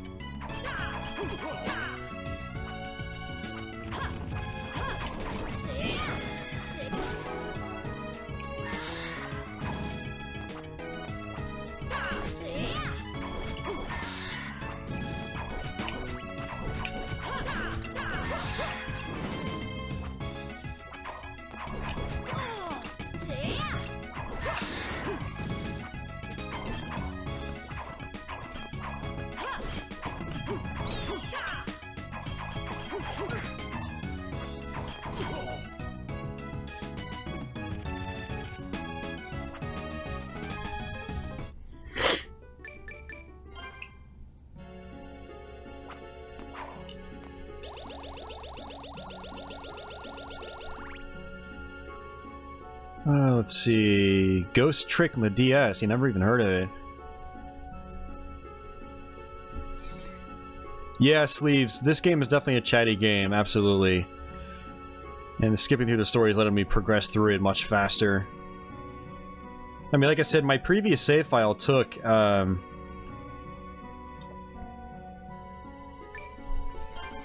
almost 11 hours to complete.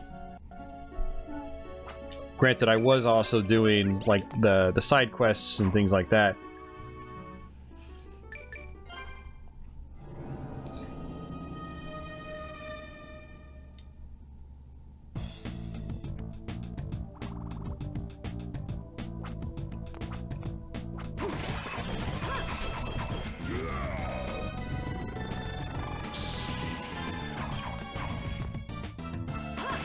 Never found a huge use for the Vol Illuminato.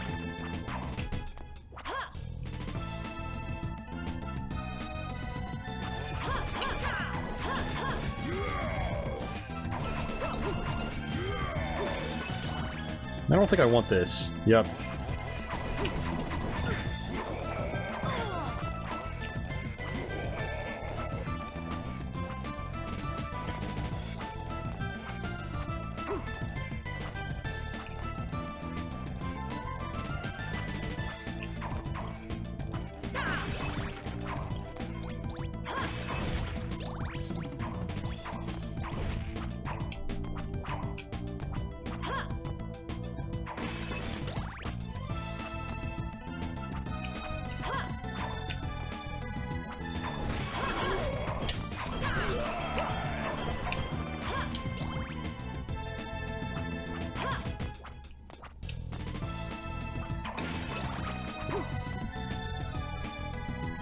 Hey, you see you, Leonardo? Yeah, thanks for hanging out. Yeah, just remember, guys, we're here every Thursday for various time allotments. Sometimes I do 2-hour streams, sometimes it's 8-hour streams. It all varies on what I'm trying to do that night. But yeah, every Thursday at 9 p.m. Eastern Time, I'm here doing my thing on YouTube.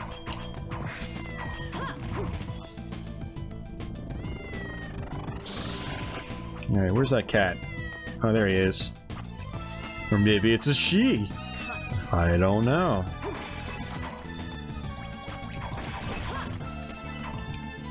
Oh, nice. I got the Flea Man rare item on the first try. That's crazy. Those 5-star items can take forever to appear.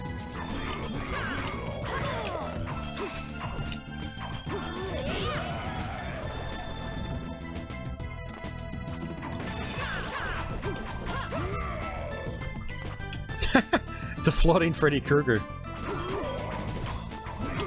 I didn't even make the connection till now. Totally looks like him.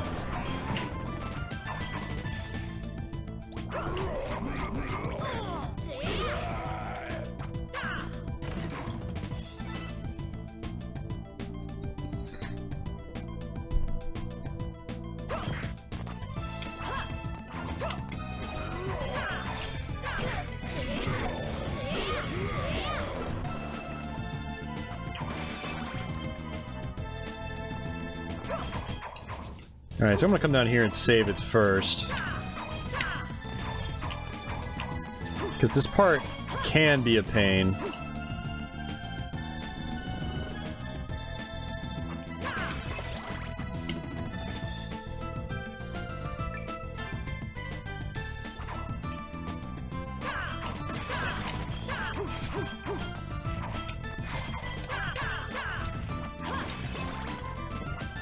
Probably should have grabbed that glyph.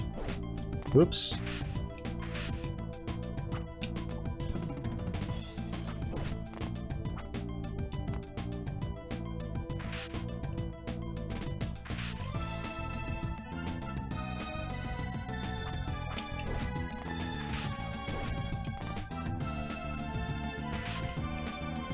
Time to crack open a beer. Hell yeah.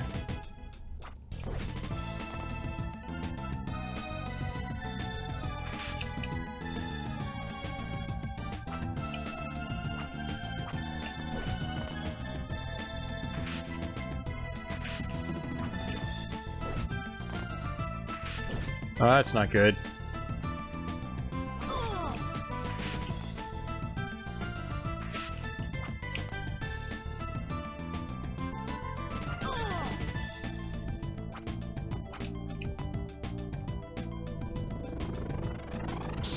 There we go.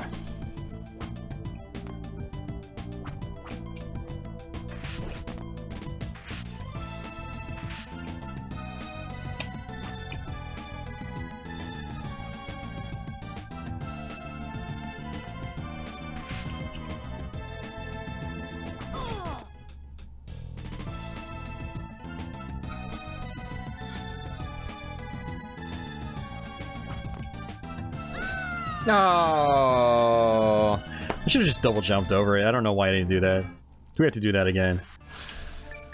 Ah, darn.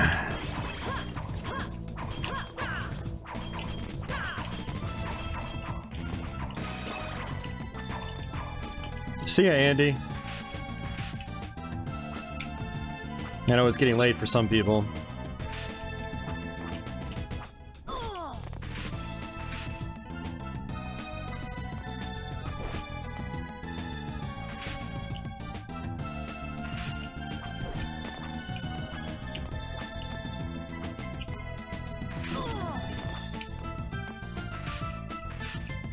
I don't even really care about taking the damage, it's just, as long as I can get back out without dying. There we go. Yeah, I didn't want to waste my heal power-ups, because there's a save spot right nearby. And heals are not cheap.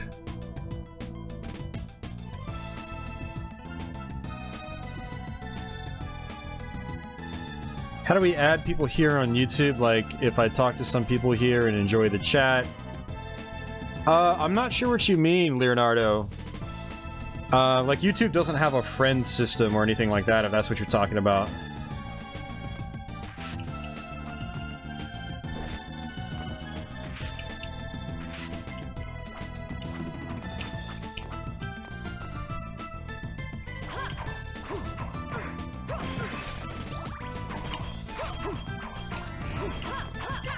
Yeah, I had thought about a Discord, but, you know, I never use Discord. So, like, I would probably start a Discord and then just forget about it. I mean, maybe I should start one. But yeah, I mean, absolutely. You probably want to subscribe to my channel, if you want to, you know, be aware of when the stream's happening. Assuming you're not already subbed. I figured most of you watching are subbed already.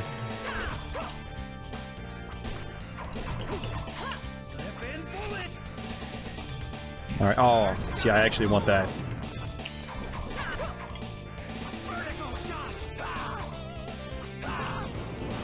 IRC channel. Nah, I would probably just use Discord. I mean, Discord's basically that, but it also offers voice chat as well. Leonardo, no, this is,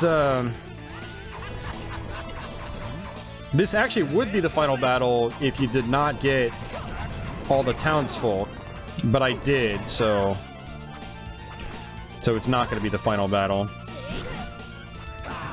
And you would get the bad ending after this.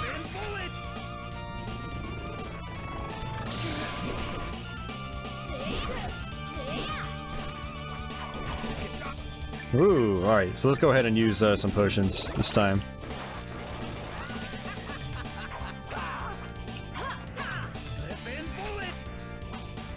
And actually what I can do... Bye-bye, Ignis! We don't need you anymore. Because... Where the hell is it? There we go. No, that's not it. That's not it. That's not... There it is.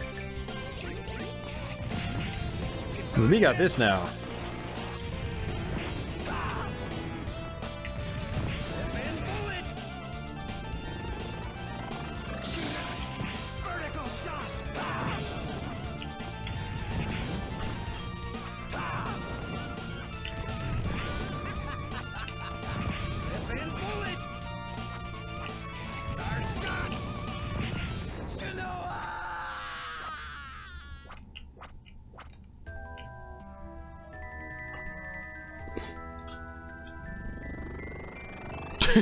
This is Shaft. Yeah, exactly.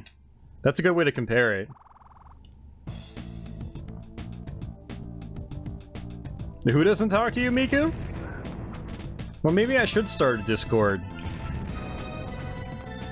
Did you guys can meet up with each other and talk to each other?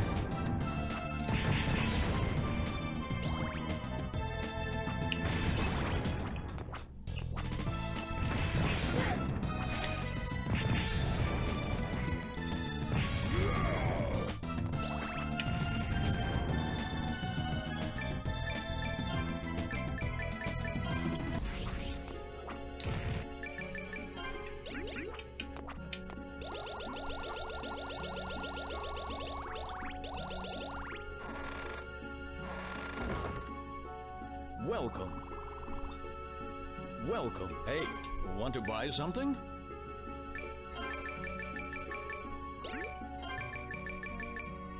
Yeah, I pretty much figured from here on out we've pretty much got everything we need armor-wise.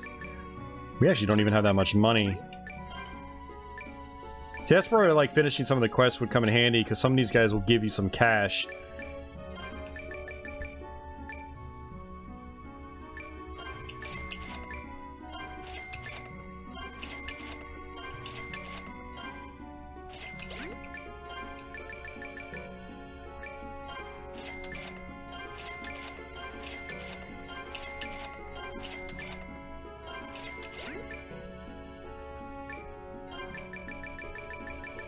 And you can sell your rings that you know you're not going to use either.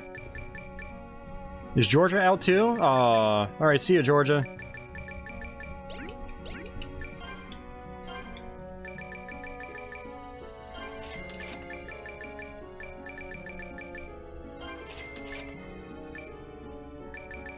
Now these ones are actually really good. Come back again.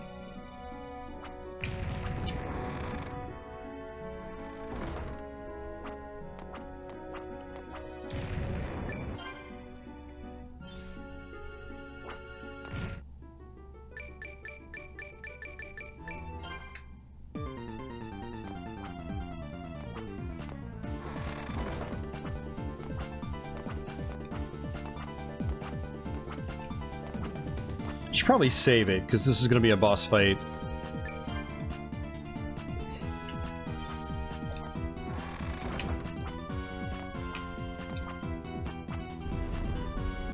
Yeah, so what I kind of don't want to stop, because we've got a lot of people watching, but what I might actually do is stop at this point after this boss, and then just continue off next week, and we'll finish the game on next week's stream. I think that might actually be this might be a good stopping point, because, I don't know, to me this is basically like the halfway point in the game. There's still a lot of other stuff to do outside of Dracula's castle.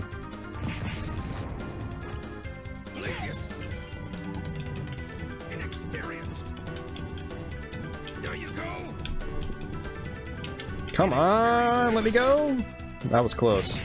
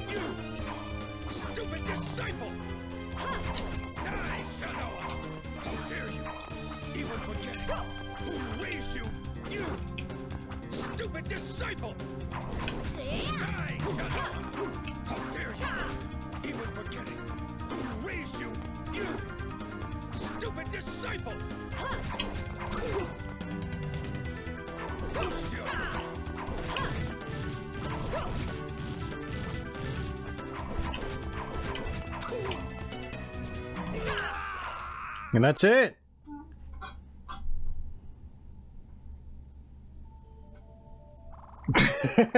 But what is this card? A miserable pile of secrets. And so Dracula's castle appears, and it becomes a spot on the main map. And there we go.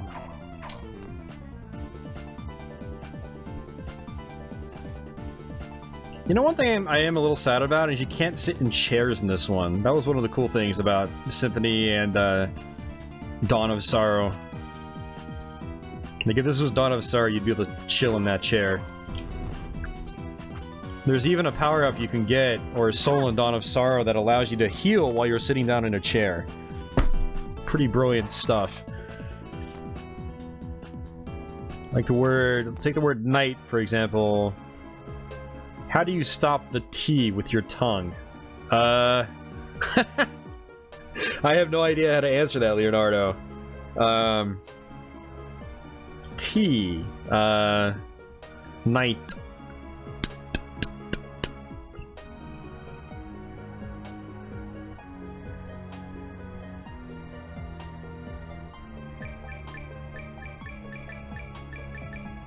I am not an English professor, so I am definitely not an expert on the subject.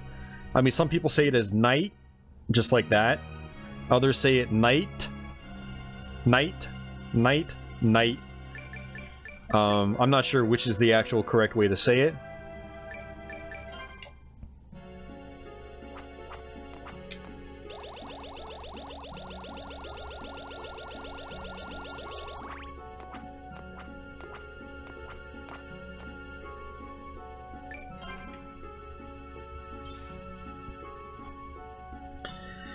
Alright, guys, well... I think that's gonna do it for this week's stream.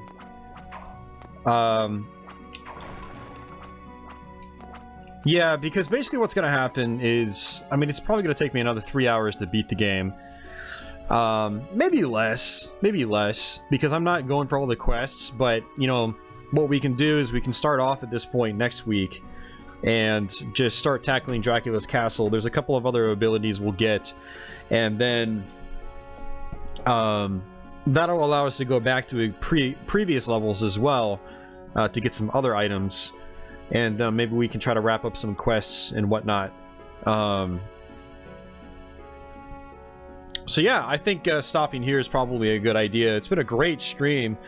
I mean, fantastic turnout. One of the best turnouts I think I've ever had. I mean, it's Castlevania. I kind of expected we would have a larger turnout than, say, Last Gladiator's Pinball or Extreme G3, if you know what I mean. But I wasn't expecting as massive of a turnout as we had tonight. Especially the outpouring support for the streams in general, with all the super chat donations and stuff like that. That was just absolutely insane. I was not expecting any of that, guys, so thank you so much for both you being here and, you know, for your support. And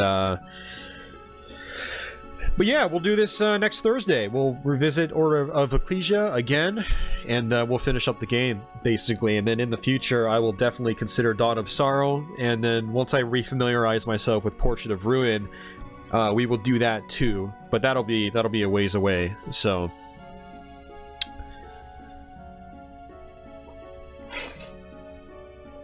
but yeah, anybody that, wants to continue hanging out, I will be streaming over at Twitch. I'm going to start that stream in probably the next half an hour. I need to get some food. I picked up a sub from the grocery store, and I ate a part of it before starting this stream. But now I'm getting hungry again, so I'm going to eat another part of it. And then after I do that, I'm going to crack open a Steel Reserve, and then I'm going to start streaming over at Twitch. So anyone that wants to check that out, my Twitch is here. I'm not as awesome on Twitch. It's kind of depending on the day. Tonight should be a good night, but if you get me in a bad mood on Twitch, it's probably don't want to actually watch me over there. So, but yeah, I will be streaming on Twitch starting in about a half an hour, and we're going to be doing some AVS. I picked up a retro USB AVS wireless controller.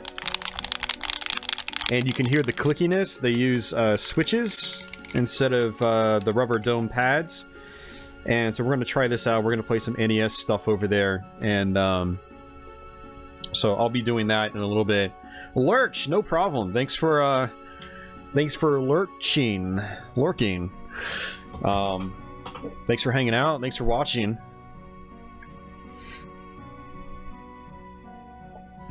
But yeah, I'll be over there probably in the next half an hour or so. And we'll be back this upcoming Thursday with more Ecclesia. So, yeah, it'll be fun. Yeah, fantastic stream. And if you guys have any like last minute questions or anything like that, I can stick around for a couple more minutes before I stop the stream.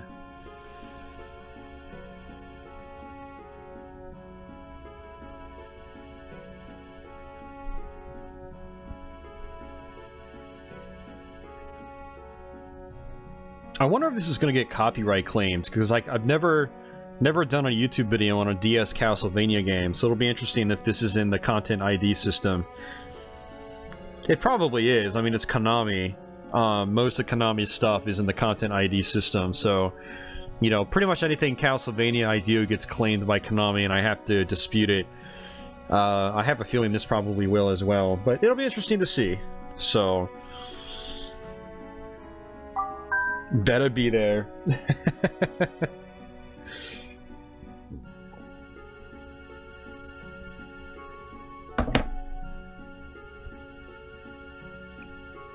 Got a John Harden following me on Twitch, so that might be one of you guys out there. Hey, Meat Pill.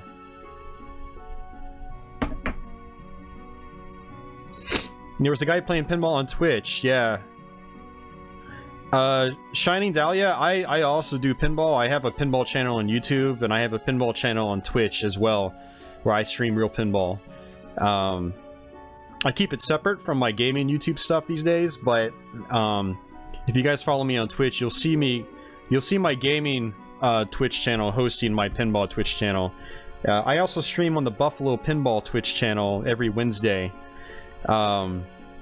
Every Wednesday morning, so I'm a part of the Buffalo Pinball team as well, and they're a partnered Twitch channel, and I get to stream on their channel once a week, and I'll be doing that until next January. So if any of you guys like real pinball, I've got information on that, links in the description boxes of every video basically. But yes, real pinball on Twitch is a thing, and it's a pretty cool thing. It's pretty fun. And yeah, Boss and Birth, Castlevania usually gets claimed, unfortunately. Unfortunately. But fortunately, Konami doesn't usually respond to the claims, and so you can counter them and then get your monetization back. Oh, Meatpill, you've been here since I started. Oh, man. Nice, man. It's gonna be a beer night for me, too, after this stream, so... I am not still on VidMe. I closed my VidMe account. For a variety of reasons, but the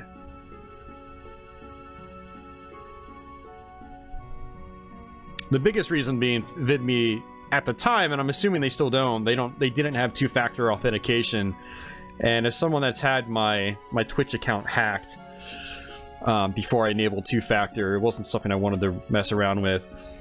Plus the views weren't very good, and there's a lot of stuff going on right now with VidMe about them not exactly being the most professional folks in terms of the people that that run VidMe. So, and I was like, you know what, I'm gonna just go ahead and close the account and not even worry about it. I don't really need it. I highly doubt the site's gonna blow up or anything. If it does, maybe I'll rejoin, but right now, nah.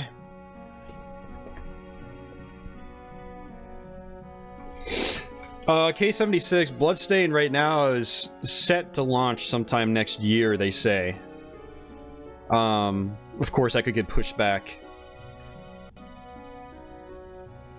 But yeah, if you don't know my Twitch account, it's right here, for those of you guys that don't know it, since Shining Dahlia mentioned it. So not a question, but John's gonna say how awesome you handle that second screen below the chat.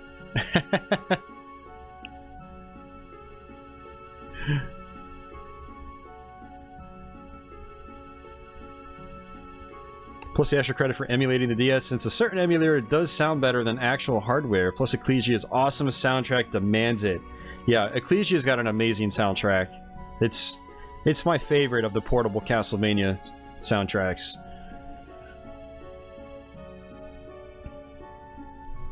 Oh, it's okay, Tony. Did you try posting a link? Oh, it's okay. I got it, man. I got it.